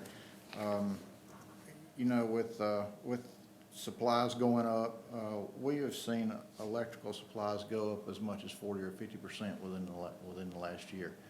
Wire, transformers, utility poles, things like that. So you will see just a little increase in next year's budget. Another thing that's kind of hurting us a little bit, we're being forced to stock more inventory nowadays. In the past, yeah, you're looking at 4 to 6 week lead time on a lot of supplies, especially in the electrical world. We're hearing transformers, pad mounts, especially some of the bigger items. We're hearing 52, 62 weeks on some of these items. And in the past, the way electricities and the members have handled that is, you know, we would call another member and say, hey, if you got a 2500 kVA pad mount, and they'll say, sure, come get it, because they know they're going to get it back within 4 to 6 weeks. Well, that's not happening. They're not going to get that thing back for a year. Now, if you think another member is going to turn a 2500 kVA transformer over to the town of Maiden or anybody else when it's their only backup for a hospital that they serve, it's not happening. So with that being said, you know, we're having to stock a lot more items. We're dealing with supply chain issues just like everybody else, but we're managing it, and it is going to affect the budget just a little bit for the upcoming budget year. So on that topic, Brian, Yes, sir. and you may have this already, but I would think that as the Public Works, you'd have like a spreadsheet with a mid-max on whatever category it is, that KVA, whatever, we need to have 3 of those on site at all times. When it goes below that, then you're hitting one, to order one more. Do you have a mid-max and a spreadsheet like that? We've got a spreadsheet with all of our large customers and their transformers that are on site. Yes, and we've got almost all of those in inventory.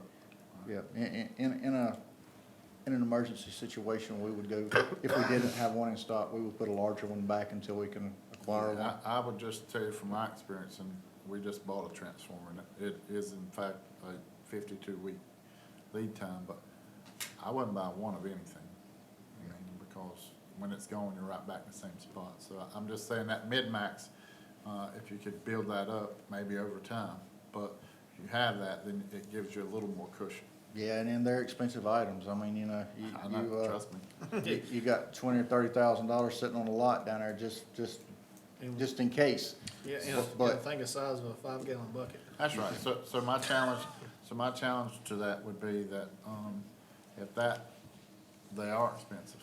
But if you look at the waiting 52 weeks to get that for an industry that can't operate, Yep.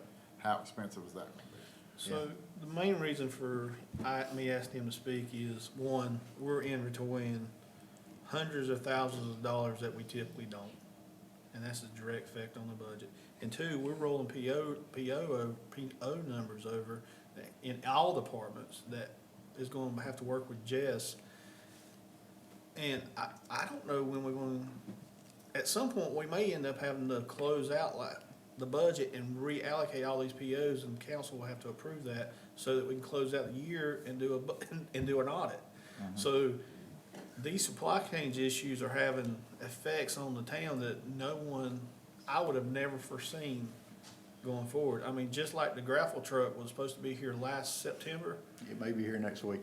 Yeah, you know what I mean? So that's almost 8 months? 10 months. 10 months out, past when it was supposed to be here.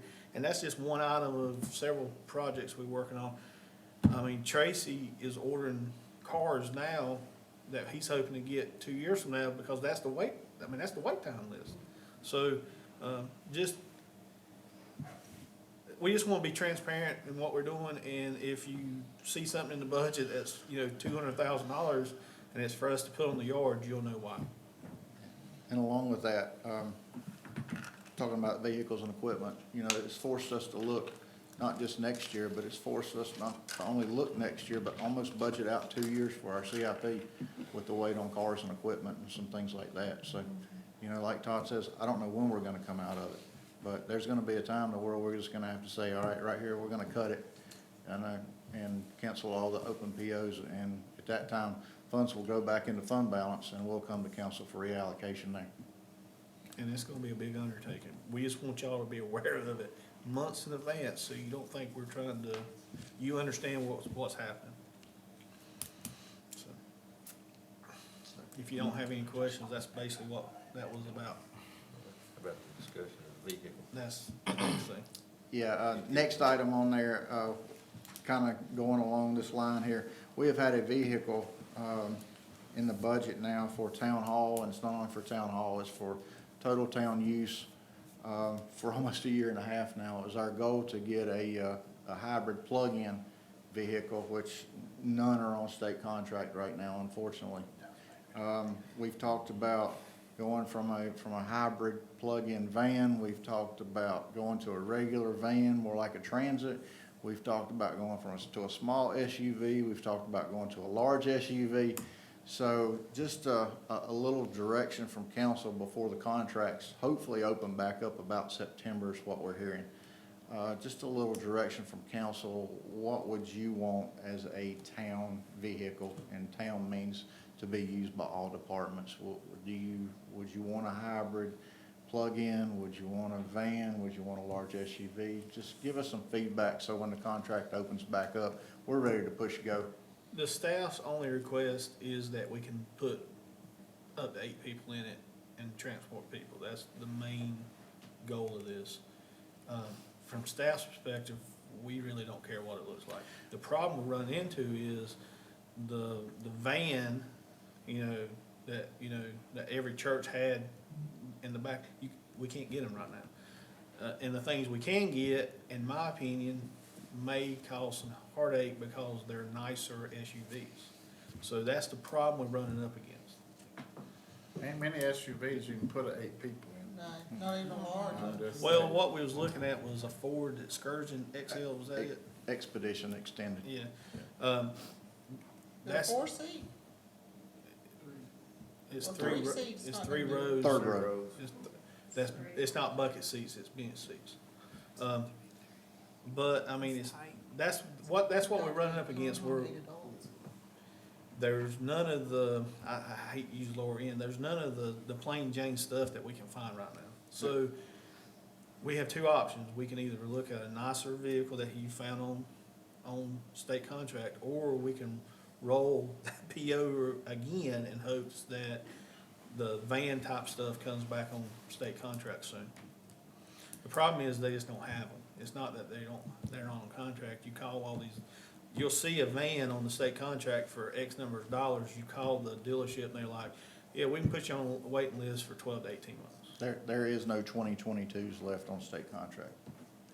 Yeah, I mean, I don't know if you're married to the 8 number or not, but, and I don't know what you would do that you're taking 8 people unless it would be like a group or whatever, but, you might look at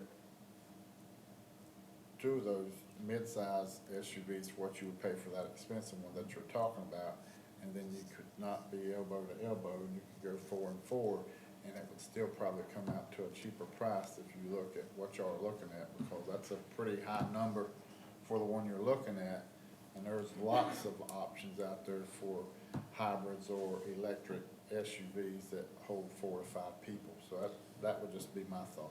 And we even looked at doing used vehicles and having our mechanic looked over, and the used vehicles that have 100,000 miles are more than what we can get on a because we get, the state contract, we do get a significantly reduced price, like the Expedition we was looking at was 39. Yeah, right at 40.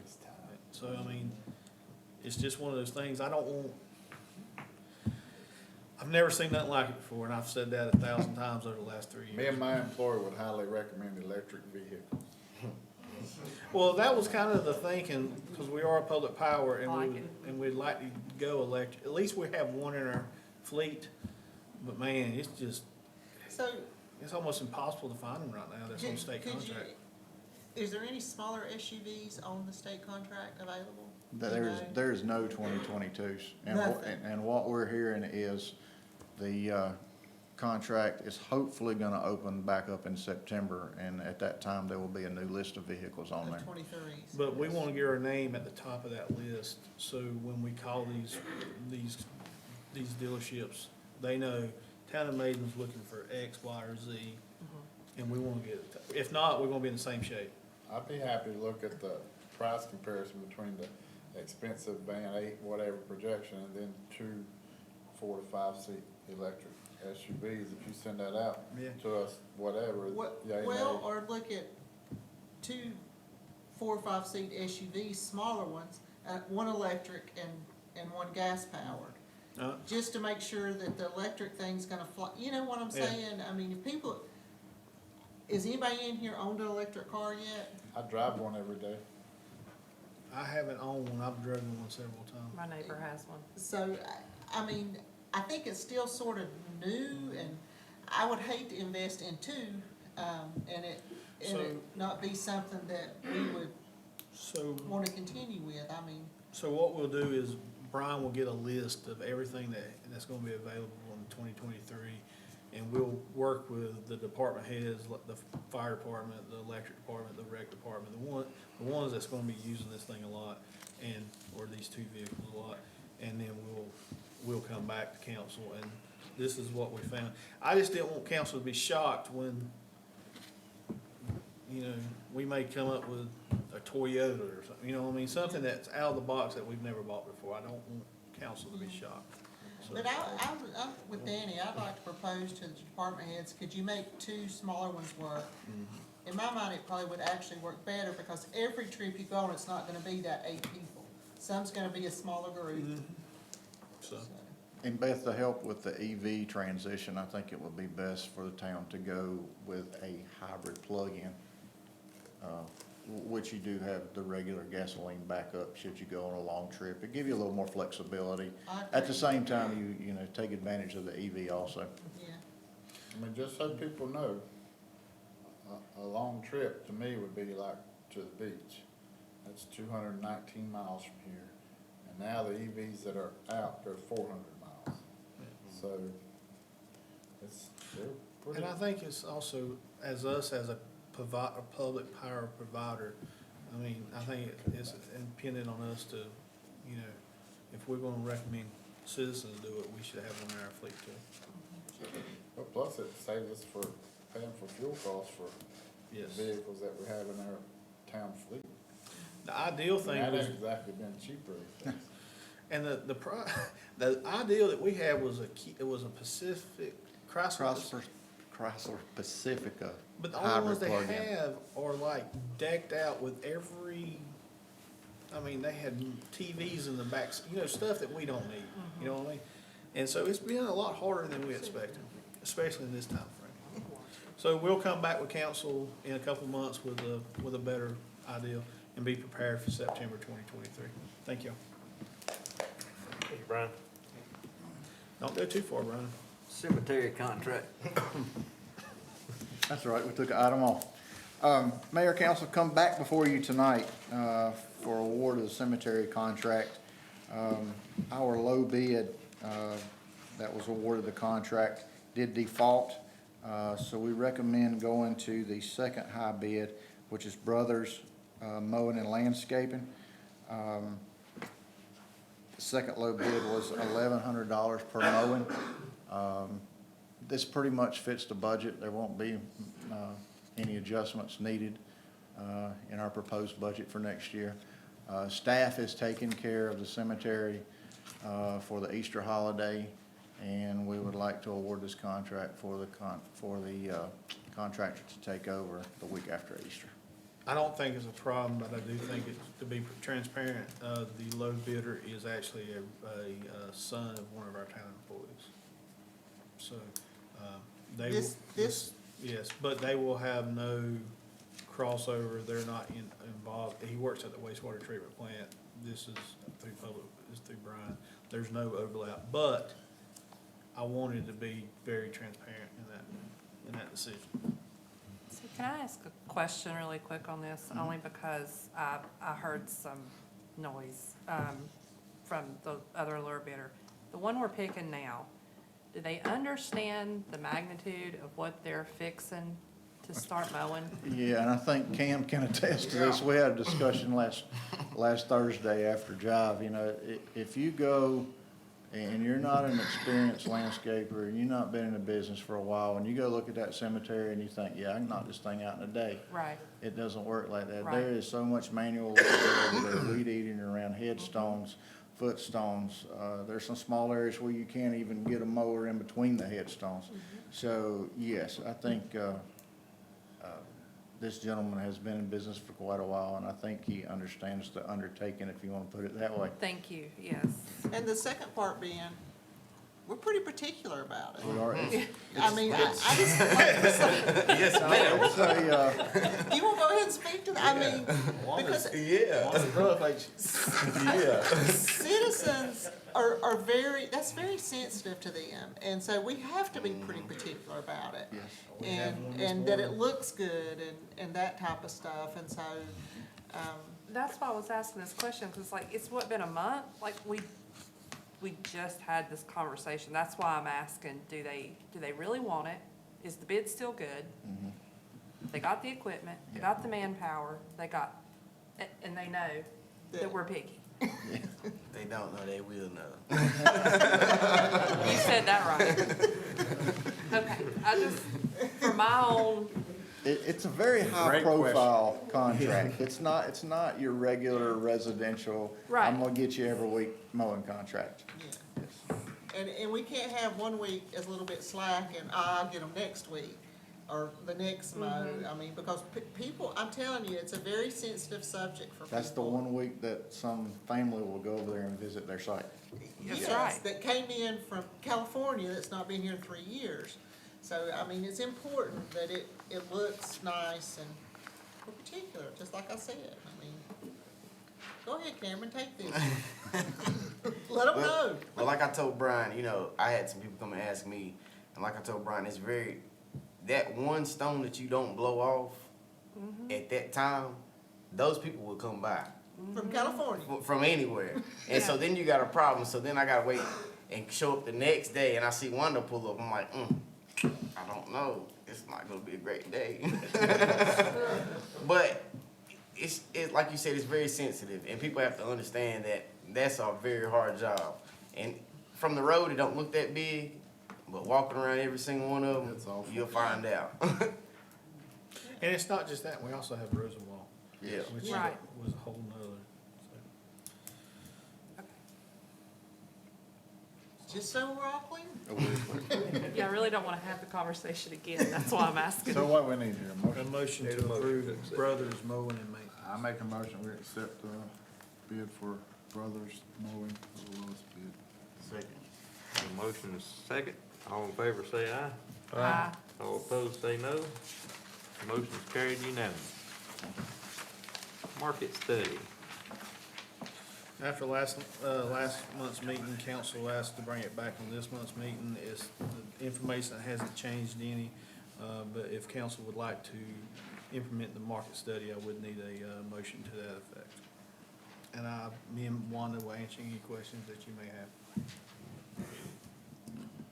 And so I've put some thought into this, and I don't have any answers. But I have a question for Wanda. What is our positions, our position, that we are having the most difficulty in difficult time filling? What positions, departments? I would say our most difficult position would be our electric lineman Okay, position. And that is due to the fact that we're having to compete with our neighboring, towns like Hickory, which they're larger than us. However, we still have to compete with them, and we're also looking at the fact of the public sector and the private sector having to compete for the gentlemen or women that are out there, and it's already a limited amount of linemen that's coming out of school or have the experience that we're needing right now.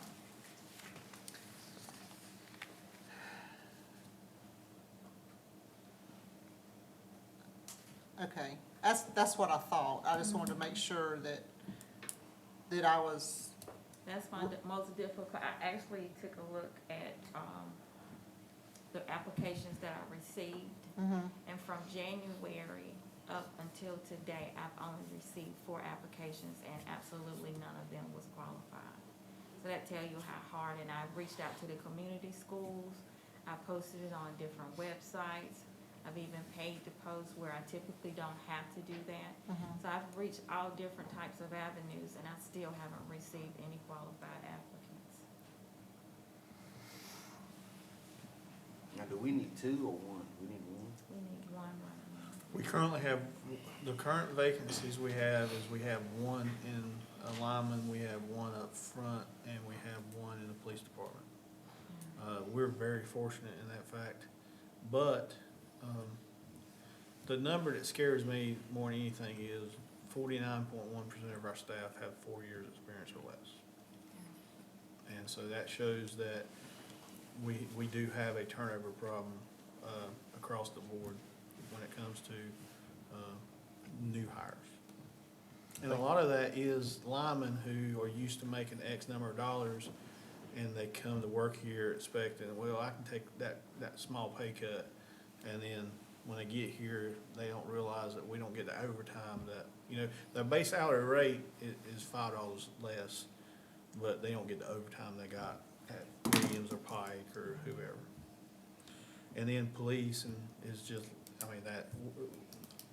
we're very lucky that we only have 1 opening if you compare us to everywhere else. And just the electric line is probably my most concern. The other ones I feel like we'll you know, we'll be able to fill those positions, but it's just the electric linemen that I have the most concern since I've actually started this position. And I've done, I guess you would say, like exit interviews, just Yeah. to try to find out what the issues are. Mhm. And they were very open and honest that it was just basically the salary. And I've had one employee to go back to their former employer, for the salary that they've offered. And the benefits we have, everything is great, but they said it's just the salary Right. that they have a concern with. And, yeah, and that population is generally younger male adults. I mean, younger, I mean 50 and under. Oh, yeah. And so they're at a position where they're raising a family. They need money. I get it. I completely get it. So I'm gonna just sort of put out my thoughts on what I've, looking at this, and,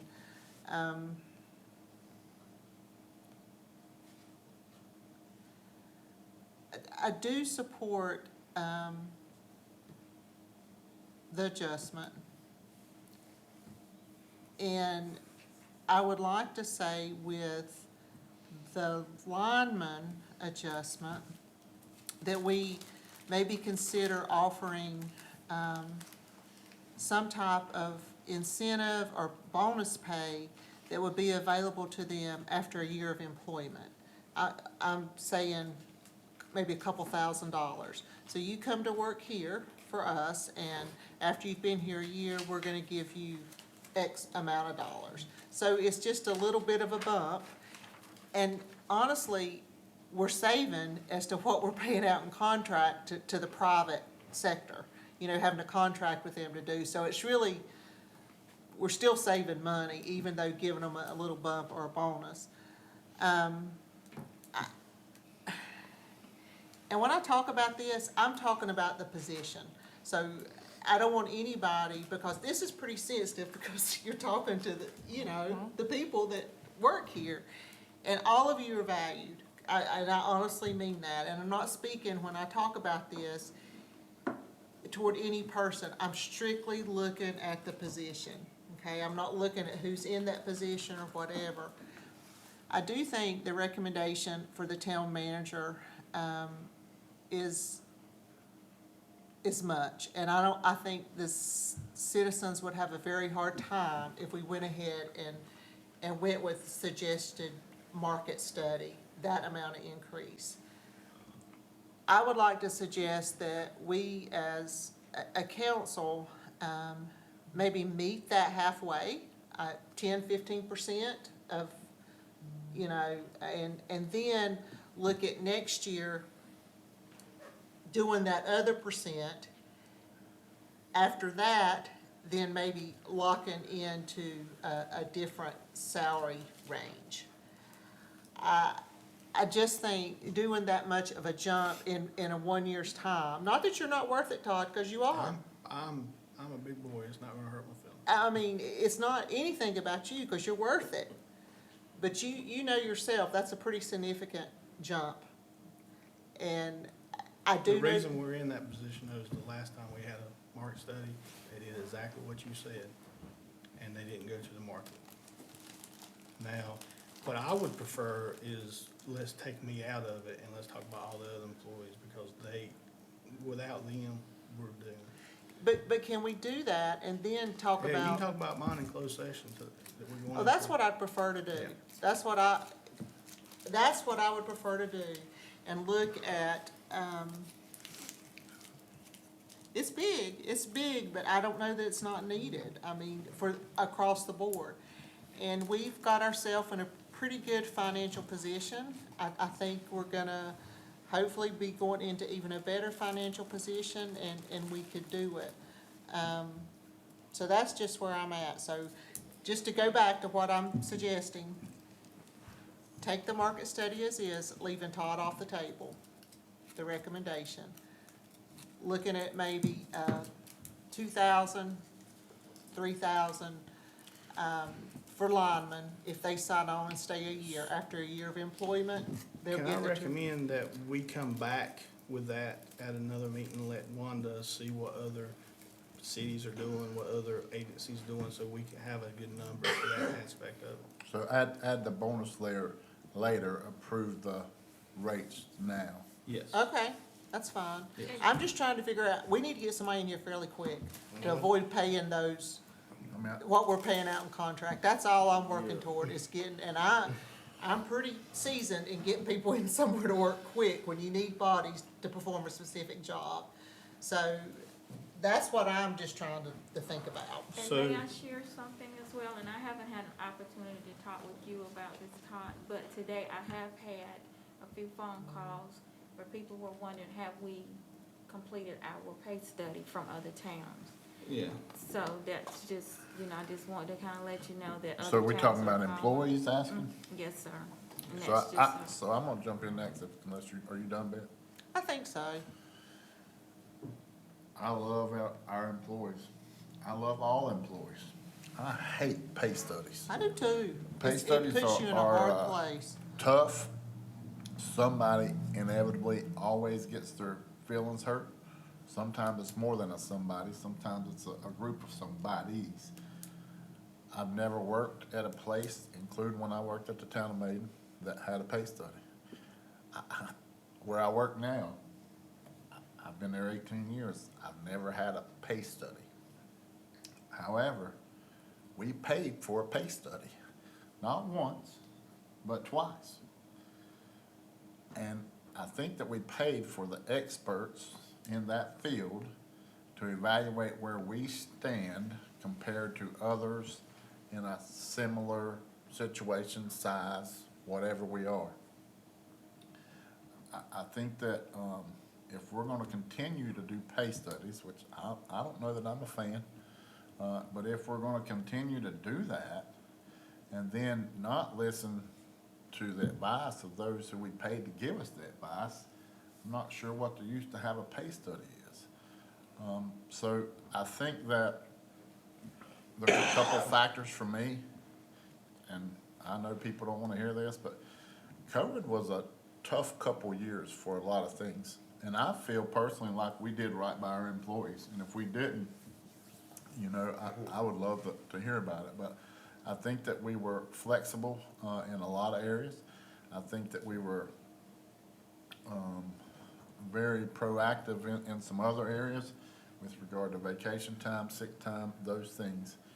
So the number that Todd put out earlier tonight with that inflation rate brings me a lot of trepidation and a lot of worries with regard to, it's the highest inflation rate in the last 40 years.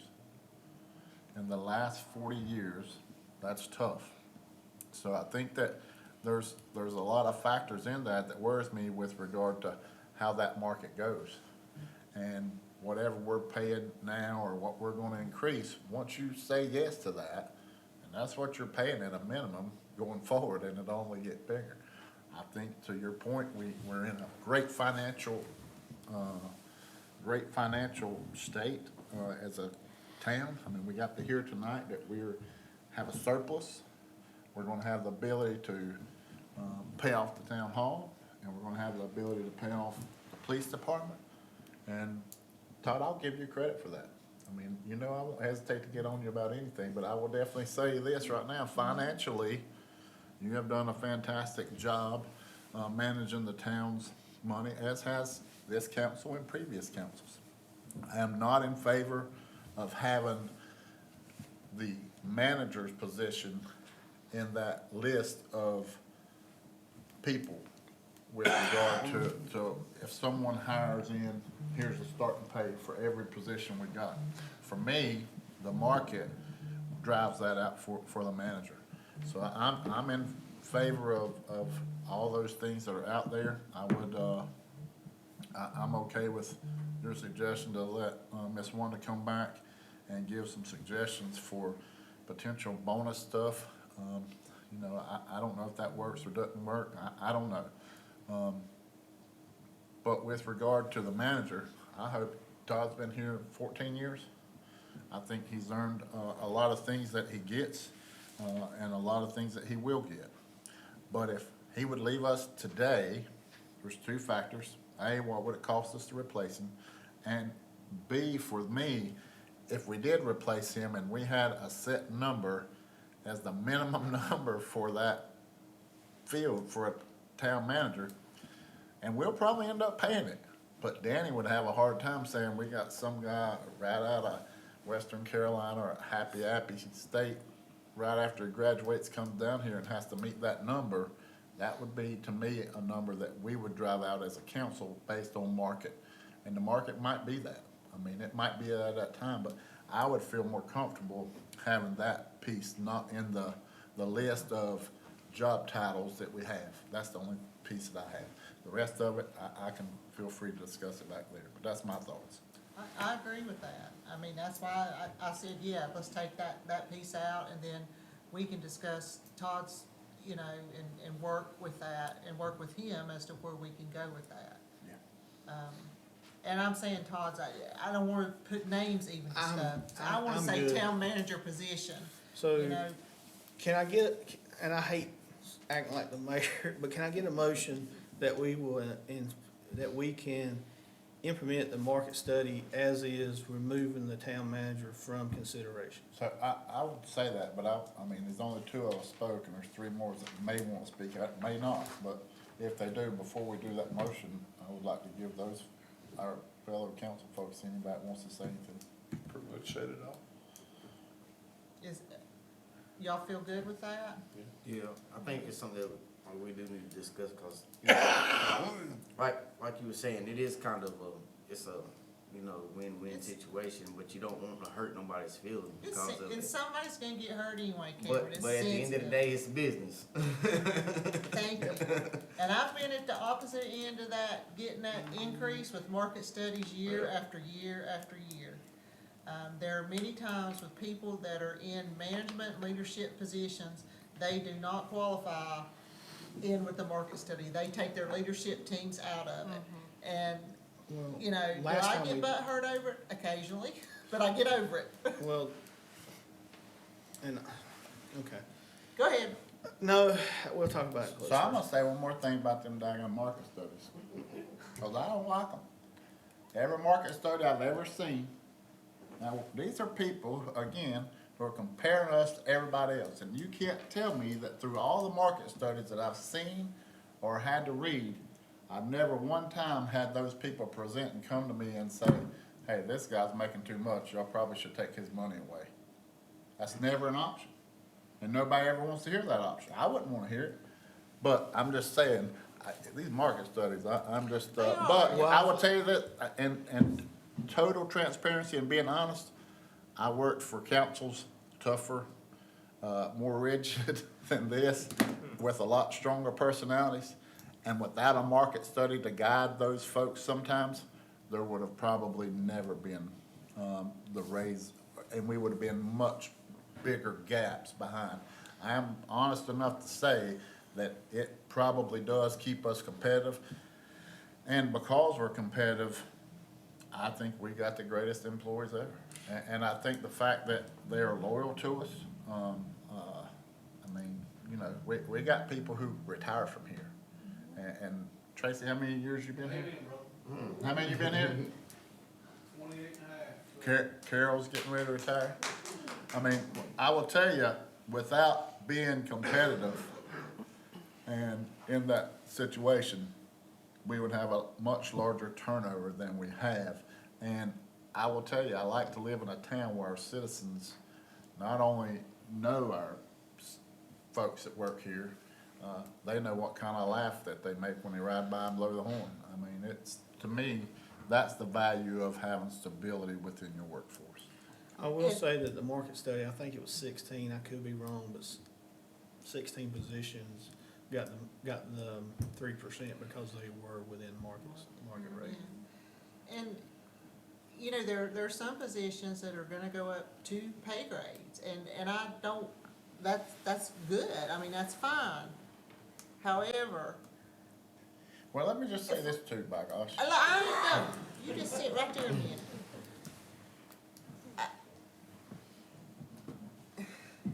Why she's thinking about I that? think I want we you know, to know I'm thinking how to word it. how many years that some other employees never got a raise. or that they were froze out, or a teacher, or even me, when I worked for the town of Maiden.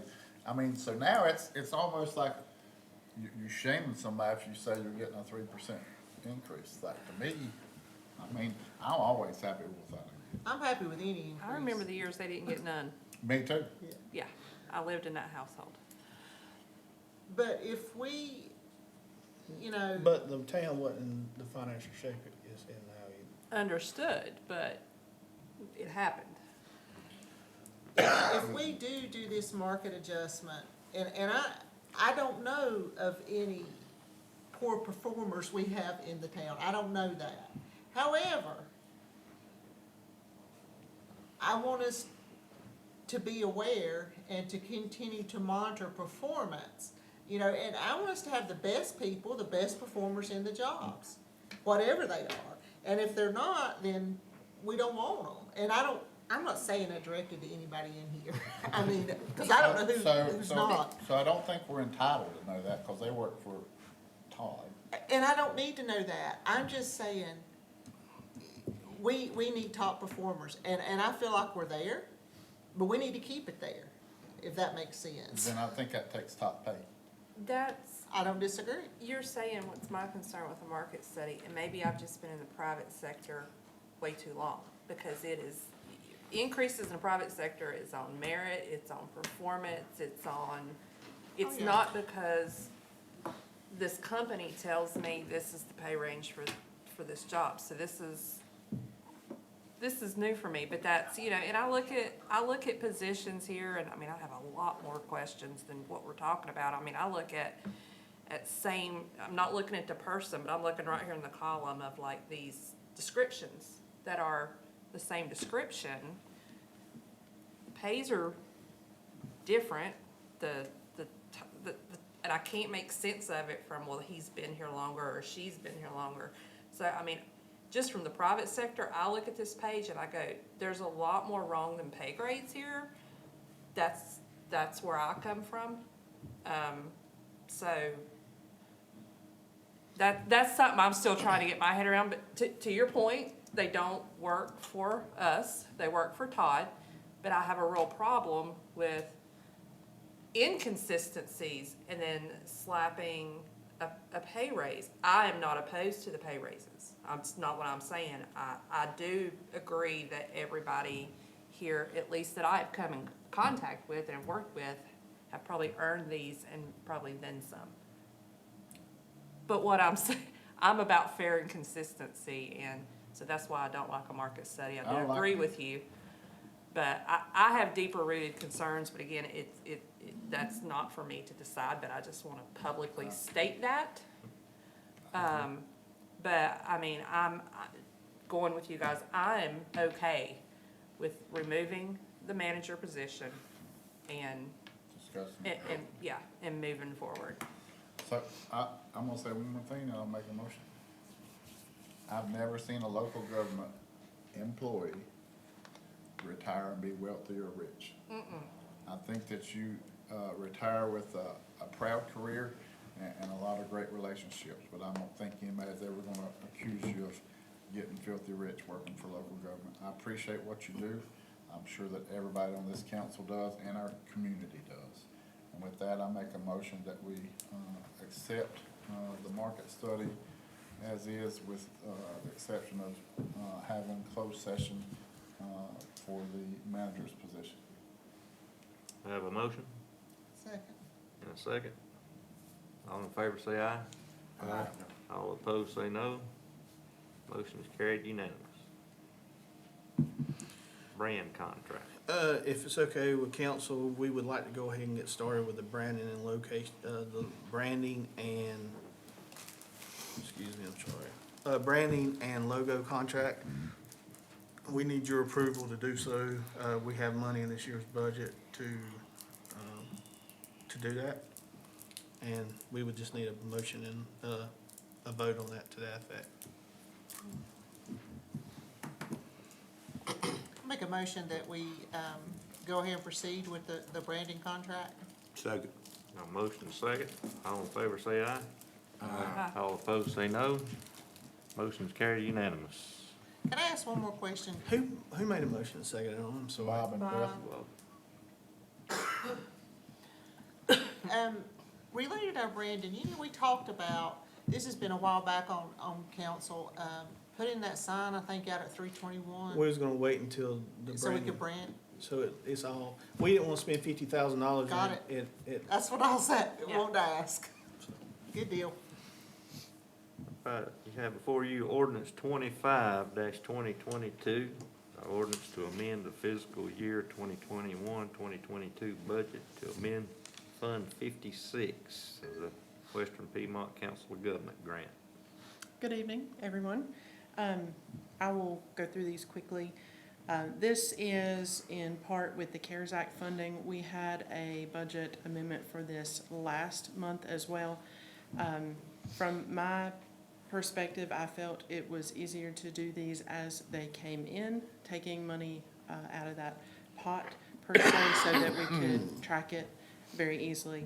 So this would just be a budget amendment to put money back into Fund 56 to pay for the grant administration to the COG in the amount of $9,954.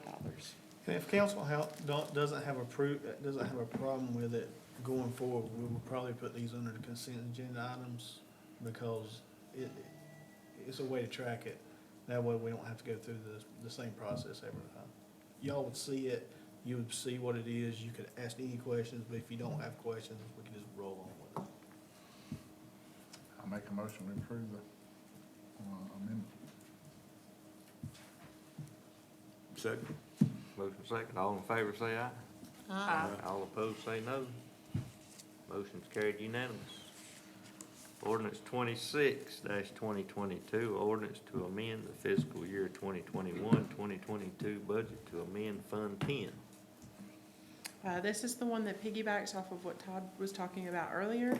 This is taking the revenues that we earned from the finding and using that money to pay off the debts that the town does have with the leaf truck, the police department, and also putting money back into the economic development with Apple. There was some information that was not conveyed at the end of last fiscal year to up that agreement with them, so we do need to correct that this year. All right, I'll make a motion to approve ordinance 26-2022. Second. Have a motion and a second. All in favor say aye. Aye. All opposed say no. Motion's carried unanimous. Thank you. Thank you. All right, the Child Abuse Prevention Month proclamation. And there's a typo, we don't need a motion on this. This right here is just a proclamation that, so it doesn't have to The be lady voted. that spoke Yes. during the citizens' questions and comments. You just have to declare it.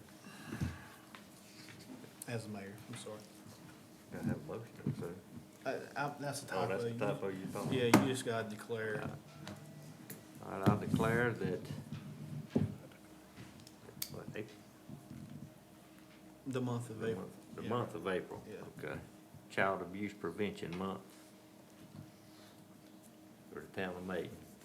And if you see all the pinwheels around, that's what it's related to. We buy X number every year and donate to this fund. Okay. I need a motion to go into closed session. Mr. Mayor, I move that we go into closed session. Have a motion? I got that question. Second. Second. All in favor say aye. All opposed say no. We gone.